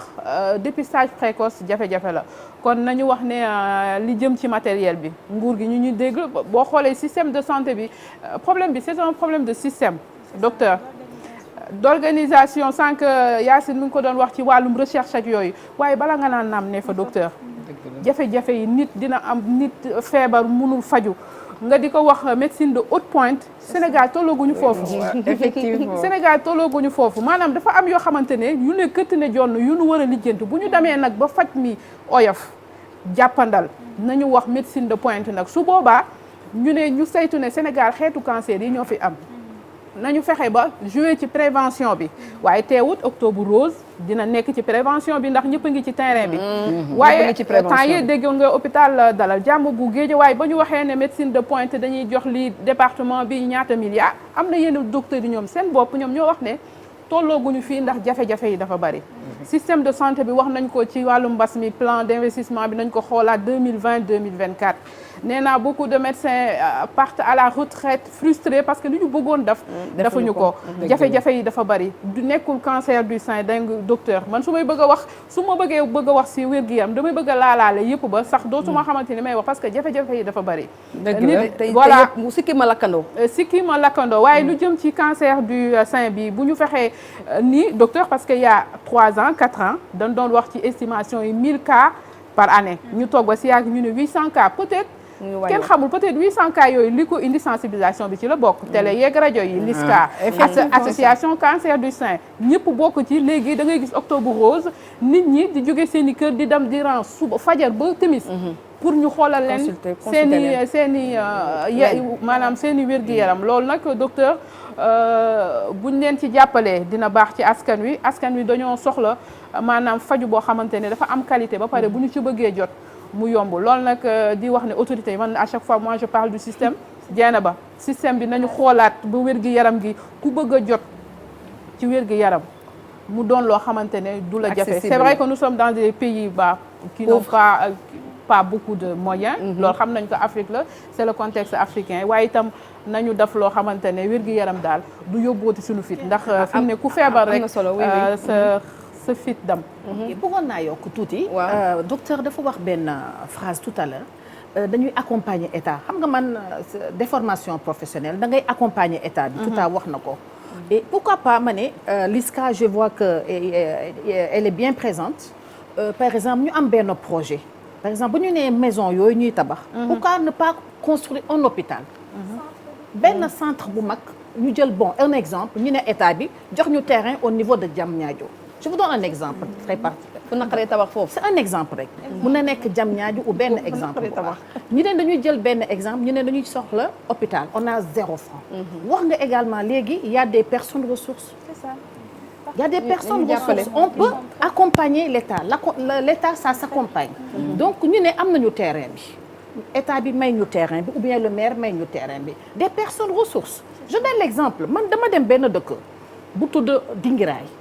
ma dugg si dëkk bi di def benn liggéey sama benn liggéey mais dëkk bi pour dem fa accès bi dafa métti. lu ma njëkk a poser la question mooy fii jigéen ñi bu ñuy dem accouchement naka la ñuy doxalee naka la ñuy amee doom ñu ne ma parfois dafa am benn toilette si toilette boobu la ñuy yóbbu famille pour ñu accoucher ku leen di accoucher y a pas de sage-femme muy à Dinguira y a pas de sage-femme léegi madame je devais faire 3 jours mais personne de bonne volonté comme yi ngay wax mais foofu avant ma fay génn jël naa benn ambulance woote ñu mayee ko donc am na ku mel ni ñun comme suñu association je vais faire une petite publicité non mais amul problème donc suñu association da ngay joxe ay ambulance am na yeneen ambulance je donne l'exemple également d'un village bu ñu dem amuñu échographie machine échographie mais avec les partenaires qu'on a mais da ngay wut donc avec l'hôpital que vous avez mais am na des associations comme ñun comme ñeneen ak ñeneen ngeen jàppale am partenariat yu demee noonu mais sans que état bi def si dërëm parce que man noonu lay def dërëm ku nekk bu andee madame dinañu tabax benn hôpital ba xam ne nag état bi nag après dinañu mu dugal ci contenu bi oui c'est important Awa Mbaye nu mu ko waxee donc on va parler peut-être ci kanam ci li nga xamante ni moom mooy peut-être jàppale yi ngeen di jàppale famille nekk peut-être ci région yi parce que seen ay action peut-être yemul rek fii ci Dakar mais bi dañuy yem ci pàcc bu mujj bu émission bi ndaxte li ñu desee ci waxtu donc bariwul malheureusement nee nañu voilà lii duuf ci nag bi yëpp kon na du dugg may leen ñu rek ñu yokk ba 5 minutes may leen ñu yokkaat peut-être benn 20 minutes parce que lu ñuy wax dafa am solo donc ci askan wi sànq ñi ngi wax cancer du sein di wax cancer du col de l'utérus ñu ci gën a bari nag dañoo ragal feebar bi dañoo foog ne ku am cancer rek da ngay foog ne dootoo wérati maa ngi doon wax ne am naa sama benn connaissance boo xamante ni moom elle a préféré mourir que ñu daggal ko benn ween parce que pour moom du am féminité buñ ko bàyyilee buñ ko daggalee benn ween bàyyil ko benn ween donc tey moo tax ci fin émission bi dañ leen indil benn témoignage benn malade boo xamante ni moom amoon na cancer du sein mu traité ko mu wër ba mujj kon am doom gannaaw bañ ko traité ba noppi te ci benn ween bi la rek daal di nampal doomam ba tey macha allah ñu seetaan témoignage bi nga xamante ni témoignage bu am solo la. man bi may yëg feebar bi dafa fekk dama ëmboon ba nekk ci ay juróom benn weer ci la làmb sama ween ma daj benn donj bi ma dajee donj bi ma dem seet sage-femme bi ma doon seet ma wan ko mu wax ma ne da ngay dem hôpital Dantec soo demee foofu ñu seet bu ñu seetee ñoom danañ la wax da ngay def léegi ba ma demee foofu ma ñu xool bi ñu xoolee ñu ne ma léegi da ngay dem nga def cytoponction ma dem def cytoponction ñu ne amul dara ñu continuer ak grossesse bi boule bi di gën a yokku métit bi di gën a tar ma delluwaat ci docteur bi ñu ne nañu defaat beneen cytoponction ñu defaat beneen cytoponction ñu ne dafa négatif amul dara ñu continuer ak grossesse bi ba ñu boolee bi may def échographie dernier trimestre kii xool ma noonu mais yow sa ween bi lan moo ci am man ak boobu ween bi daal xool nañu ko mais dañ na amul dara mu ne non non lii c'est pas normal bi mu xoolee mu am benn docteur bu fa newoon bu nekk institut Curie mu woo ko bu mu ko woowee kooku ñëw xool mu ne non non lii c'est pas normal léegi daal maanaam xam nga loolu la ñuy def comme yaa ngi nekk sa dernier trimestre dañuy bàyyi ba nga accouché soo accouché ñu dindi ñu opéré la dindi benn yoon. ren bii dañ ko mujj dindi mais avant ñu koy dindi bi ma accouché ba xale bi nàmp 6 mois si laa dem ñu def benn opération c'était juste pour dindi boule bi mais bi ñu ko dindee ba pare yóbbu résultat yi c'est leen xool ne cancer la. yow au début diagnostiqué wu ñu la woon ne da nga am cancer. au début li ñu defoon it dafa wane woon ne dafa négatif du woon cancer. après la ñu gis xool ne cancer la. si la ñu ñëw ñu commencé def kii parce que bi ñu ñëwee pour def protocole bi boobu moment boobu dafa doonoon protocole bu cher moment boobu protocole bi 1 million la woon par cure ma waroon si def 6 cures nga commencé say analyse commencé say rajo commencé say yeneen ba bi may commencé chimio yàlla dogal alhamdulilah ma def sama chimio ba pare ma pare def sama opération ñu dindi ween bi ma pare def sama radiothérapie ba léegi alhamdulilah rabbil alamin. mais nan nga dundee feebar bi naka nga def ba vaincre feebar. boo gëmee yàlla nangu dogal da xam ne lii natt suñu borom la moom moo ko andi rek yëf yi dafay yomb bi ma ñëwee aussi sama jëkkër ak accepté ko ak philosophie sama membre de la famille accepté ko ak philosophie ñoom ñëpp nga wax dëgg yàlla ñu jox ma un soutien bi nga xam ne ne moom laa war a mën a soxla yëpp jox nañ ma ko taxaw nañ ma psychologiquement taxaw nañ ma financièrement ba coono bi nga xam ne ne wax dëgg yàlla ma koy dolli sant yàlla bu baax coono bu yëgu ma ko kattanu suñu borom ak sama taxawaayu famille ñoo tax ba coono bi ma si waroon yëg yëgu ma ko da ngay dund ak ay douleur da ngay dund ak ay effets secondaires da ngay dund ak yeneen yoo xam ne ne bon c'est ay mettit yoo xam ne c'est intérieur loo mën partager ak sa famille loolu mënoo ko partager ak yow parce que dafa doon ay douleur interne donc mais yàlla def na comme ñu ngi ak gëm yàlla ñu ngi nangu dogal bi aussi dañuy nangu ne yàlla moo ko tegee feebar la comme feebar yépp. mais naka ngay dundee ak benn ween. bon man benn ween bi man dérangé wu ma parce que lu yàlla andi la yàlla mënoon na ma waaye defal benn natt boo xam ne ne dafay visible mën na mu nekk sa kanam wala sa loxo mu ne loo xam ne ne ñëpp dañ si teg mais ween la mën nga jël sa soutien nga def si biir tranquillement protège yaa ngi fi soutien gorge yaa ngi fi mën nga dund ak moom tranquillement sama niveau famille sama jëkkër déranger leen man pourquoi comme déranger leen man moom pourquoi man mu war ma mën a déranger maa ngi koy dund normal. parce que ñu bëri jigéen ñu bëri ñoom dagg ween bi moom moo leen di déranger en fait. ñu dagg sa ween nga ànd ak wér continuer dund sa dundin loolu nga naan def démb bërki démb nga mën def ko nga mën a yar sa njaboot tranquillement dund ak sama borom kër ba lu ma yàlla may ma jël moo ma gënal bàyyi ween boo xam ne dafay ànd ak métti mu yàq sa yaram yàq sa dund te oo ko kii ngay gën a ñàkk xaalis man loolu moo ma ko gënal. après feebar bi la vie continue du la tere dund sa dundin du la tere sëy ni nga war a sëyee du la war a toppatoo sa njaboot ni nga war a toppatoo sa njaboot te ku la ne aussi boo fa jógee si feebar bi mënatoo juraat si jigéen mënatoo amaat doom mënoo fay wax lu ko neex ndax man nii bi ma jógee sama feebar macha allah mënoo mën a ko 7 ans après mënoo mën a ko dama amaat doom. nàmpal naa ko si sama benn ween ba mu feral parce que yëpp sama benn ween bi laa ko defalee tere ma continuer liggéey sama liggéey tere ma toppatoo sama borom kër tere ma toppatoo sama njaboot te sama doom bi may aussi tere ma ko toppatoo may ñaax jigéen ñi aussi que ne feebar la comme feebar yëpp. cancer du sein boo si teelee jóg incha allah rabbi munoo mën a ko dañ koy faj dafay wér te du la tere dund sa dund munoo la du yàq sa féminité dara peut-être wen la ween dafa bokk si féminité jigéen dëgg la mais certes munoo mën a que luy jëm sa intimité borom kër mënu si yàq dara affaire yi munoo mën a question de bon sens la ak question de responsabilité man je veux dire bu si loolu amee rek munoo man je trouve que ne amatul benn problème wax dëgg yàlla.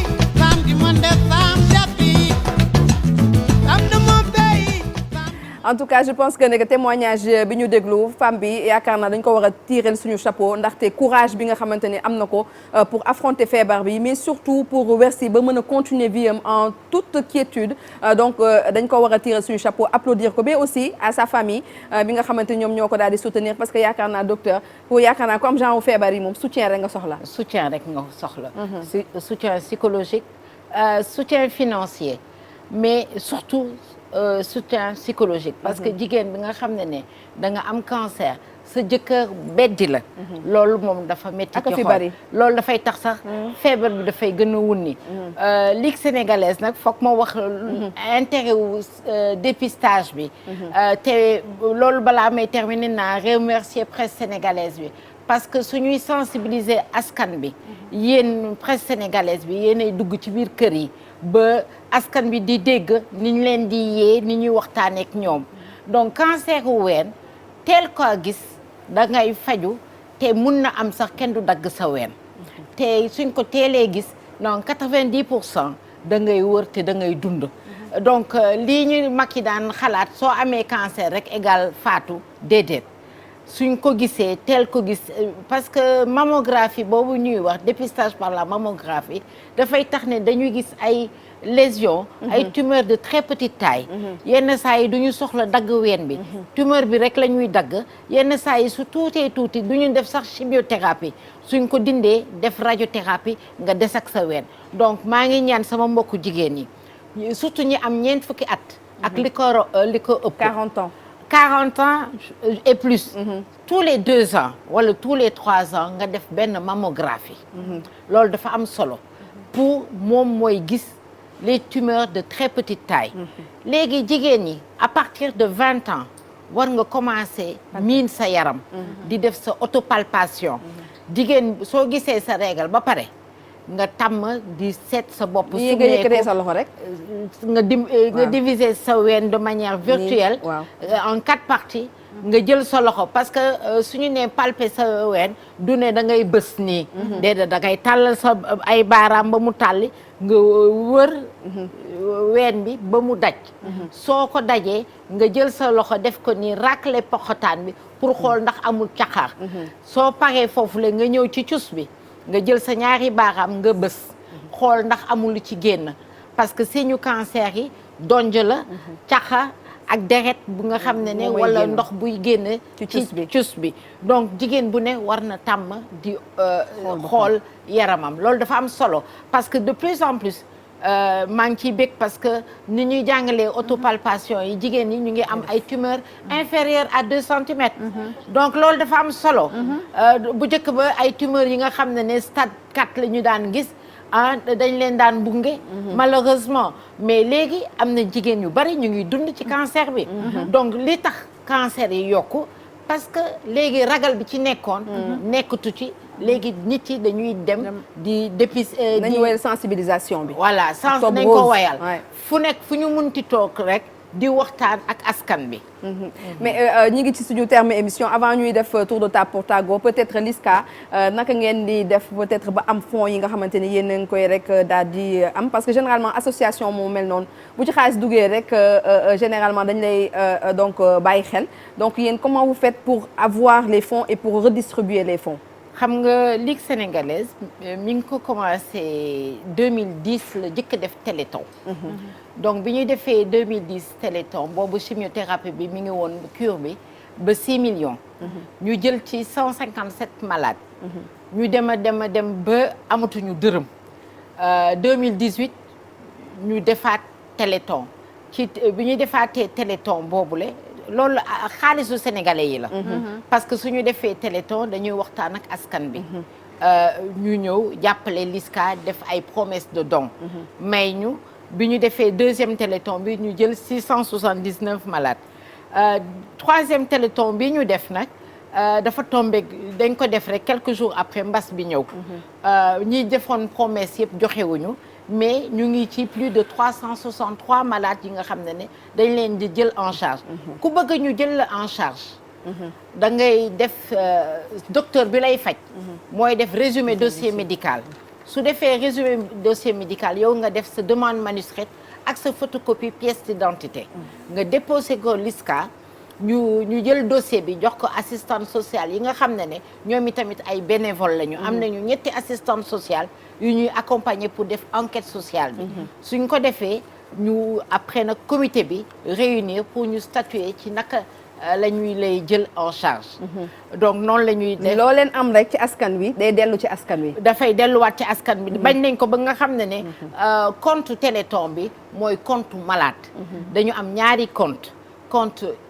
IBUE ak compte BOA ba compte BOA bi mooy compte Téléthon mooy compte bi nga xam ne lépp li ñuy def ci jàppale malade. foofu ngeen koy jël. foofu lañ koy jëlee suñu compte fonctionnement mooy beneen compte bi. loolu le ci la ñuy defee suñu fonctionnement def nañu plaidoyer ba nga xam ne 2017 président de la République jox nañu une subvention de 10 millions. Mais c'est pas suffisant parce que nous avons un fonctionnement de 18 millions par an. Donc loolu le ba tey des na ñun Sénégalais yi et je suis fière de le dire parce que ñun on ne reçoit pas de fonds de l'étranger. Jusqu'à aujourd'hui lii LISCA réalisé ci Sénégal bi yëpp. ci Sénégalais yi la jóge ñu delloo leen njukkal delloo askan bi njukkal. parce que defar nañu tabax nañu saalu chimiothérapie. parce que salle ba fa nekkoon maladie par ñett la ñu daan toog. pour def sa chimiothérapie. pendant 1 heure nga ñëw toog ñett ci lal dafa métti. ñu tabax benn salle defaraat beneen salle bi. ñu defar hospitalisation bi nga xam ne ku ko gis léegi ku fa daan dem soo ko gisee da ngay yaakaar yaa ngi ci clinique. mais yamuñu ci loolu parce que jàppale malade da ngay yokk médecin yi nga xam ne da nga leen di jàppale ci seen ay bourses. parce que comme chimiothérapeute yi bariwuñu woon. LISCA jox na benn bourse parce que suñu benn partenaire dañu def plaidoyer mu joxal ñu benn médecin mu dem defi jàngi. oncologie ñuy tamit fay nañu ay bourses ay inscription à des radiothérapeutes ren la ñuy pare donc ñi ñu jàppale yëpp macha allah ren la ñuy pare donc loolu yëpp dañu bëgg wane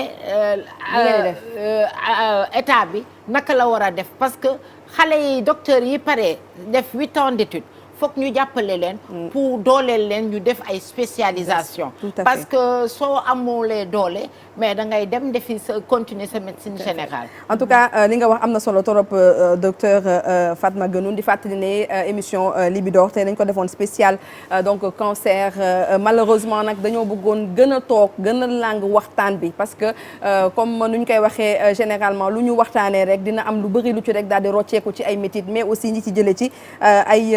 mais malheureusement on est rattrapé par le temps mais peut-être avant de clôturer donc en beauté et en cadeau comme on a l'habitude de le faire ci émission Libidor dañuy remercier bu baax a baax suñu partenaire bi nga xamante ni tey jii moom moo ñu jox ndox bi ñuy naan muy waa CO nag eau minérale bu nga xamante ni c'est une eau très légère au goût naturel damay dégg Pape Cheikh yenn saa yi mu naan dafa zamzame mais dëgg la au CO donc mi nga xamante ni fii lañ ko defaree fii ci suñu réew am na ay format yu bëri 10 litres 4 litres 500 1 litre 50 millilitres 350 millilitres bu la ci neex rek moom ngay rek daal di tànn maa ngi ko doon wax fii lañ ko produire donc préférence nationale mu nekk marque boo xamante ni dafay jàppale aussi jigéen ñi surtout nag ci octobre rose bi ñu rek daal di nekk nee nañ waa CO ñoom ñi ngi engagé wu mais aussi xam nga chaque fois bu ñu defee suñu événement yi ba pare suñu émission yi temps dafa nekk ci événement yi dañuy am partenaire boo xamante ni moom mooy Faben cosmétique mi nga xamante ni cuuraay yu baax lay def dama ko waxee waxu octobre rose bi dafa ñëw méngoo ak li nga xamante ni moom mooy rek jamono daal di jagleel kon docteur Fatma Guenoune coffret bi nga xamante ni cuuraay la ànd électrique mi ngi ci biir mais aussi yenn di nga cuuraay. waaw foog ma def ba mu bëgg nga cuuraay. foog ma def ba mu baax mais damay def ba pare génn nag. c'est cancérigène. waaw parce que en fait cuuraay yi ni nga koy. ni nga koy taalee non ni nga koy defaree la. waaw il faut le dire parce que y a produits chimiques yi ci nekk.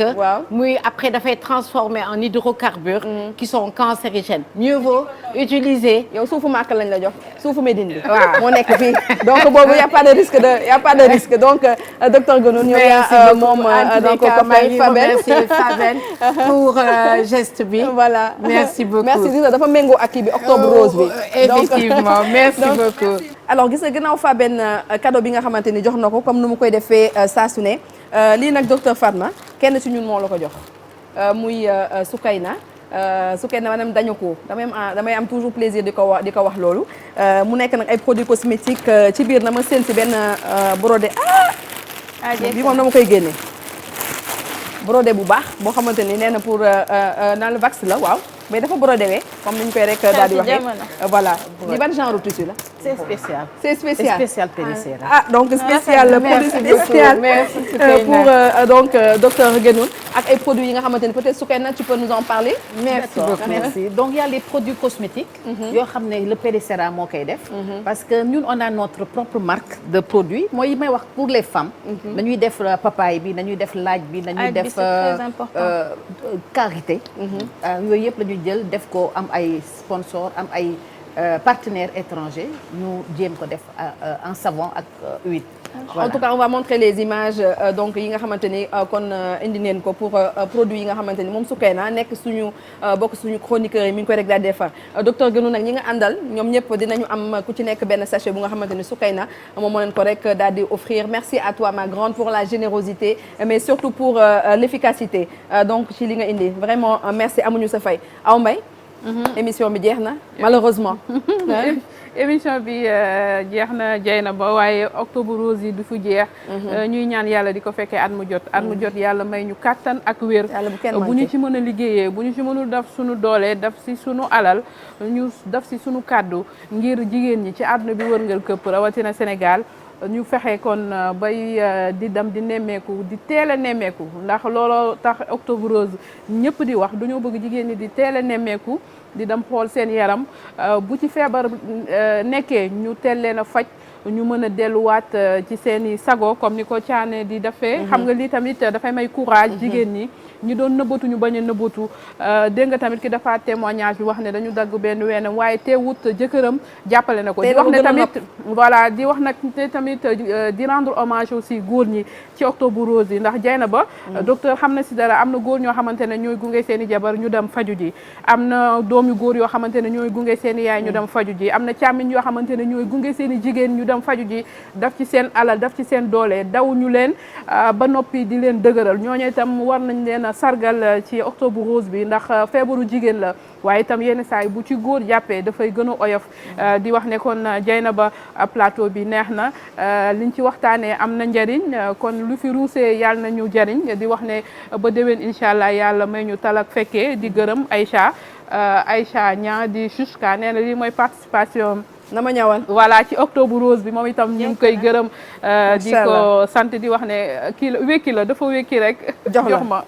nee ko man bëgg naa ci na ma rek daal yow loo def ma def ko parce que tu es une femme brave santé moom tey jii nii bu ko ñu bëri bëggee di ko def ci yeneen rajo ci yeneen télévision ci yow la ñu ko gisee Awa Mbaye donc nee naa waxal nit baaxam du wàññi ci baaxu keneen dara donc on te reconnaît tout ce que tu fais dans le métier tout ce que tu fais dans le métier du journalisme tout ce que tu fais dans le service santé du groupe Futur Média kenn mënu wax santé fii ci réew mi te du la tudd loolu sax la donc félicitations à toi yal na la nga ful bu baax a baax a baax lépp loo mébét ci sa liggéey rawatina nag ci santé ñu lay woowee madame santé donc mu fekk si la fii léegi boobu ñu ngi leen di soññati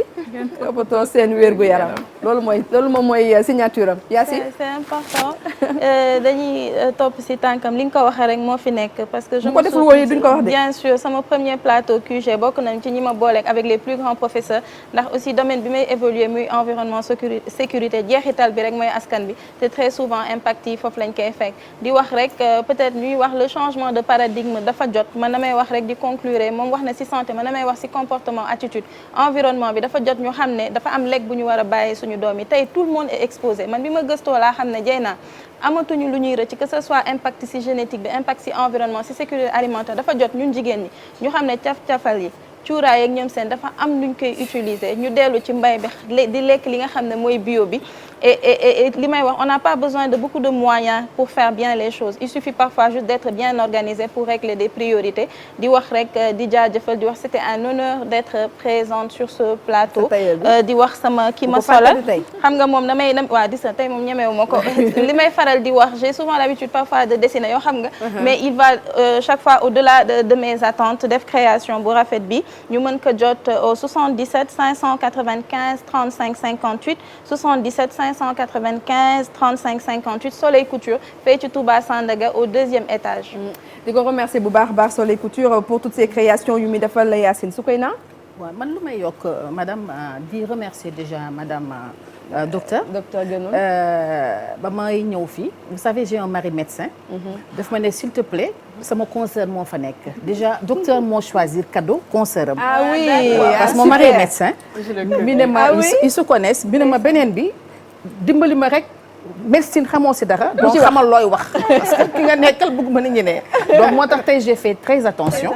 de sorte que lu ma si yokk rek daal mooy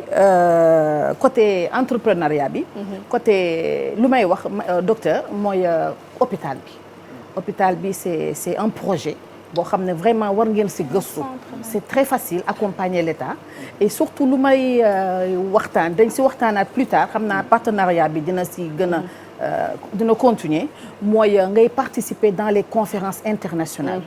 il faut participer dans ces conférences moi je fais beaucoup de conférences internationales de sorte que ambulance yi nga xam ne ñun yu ñu koy joxe les machines échographie yu ñuy joxe ak yeneen mammographie si partenaires yi mais nag il faut aller ngay dem dans ces conférences dafa dans la jël hors antenne gën la si boole yéen ñaar après nga mën a bokk si yoon. D'accord. En tout cas, on te remercie beaucoup Soukeyna. Toujours un plaisir donc de te retrouver si plateau bi. Merci pour les cadeaux, merci pour la déco. jàpp nga ci lépp yow da nga wane ne ñëwoo rek pour def participer si émission bi mais nag ci taxrib donc merci à toi pour cette générosité docteur. Merci Dieynaba de m'avoir invité. Vraiment c'est plateau bu agréable. parce que liñ fi waxtaan dafa am solo. maa ngi remercier ñi ma bokkal plateau bi yëpp. parce que jël naa ci ñoom. ñoom itam jël nañ ci man pour askan bi la. vraiment merci Awa merci Yacine. Merci Soukeyna et merci un grand merci à toi de m'avoir invité. Non merci donc docteur Guenoune surtout Awa Mbaye moom moo ma jox sa numéro mais yaakaar naa ne rëccu ma ko benn yoon mais surtout oui bien sûr on va remercier donc l'équipe donc bi nekk ci ginnaaw ça c'est voilà c'est évident parce que on a beaucoup fatigué ki nga xamante moom mooy monsieur Diop seen chargé de com mais aussi madame Meng merci yéen ñëpp équipe bu donc waa Liska on vous fait donc de gros bisous fi ngeen téye foofu la bu leen ko bàyyi surtout ci jàppale bi ngeen di jàppale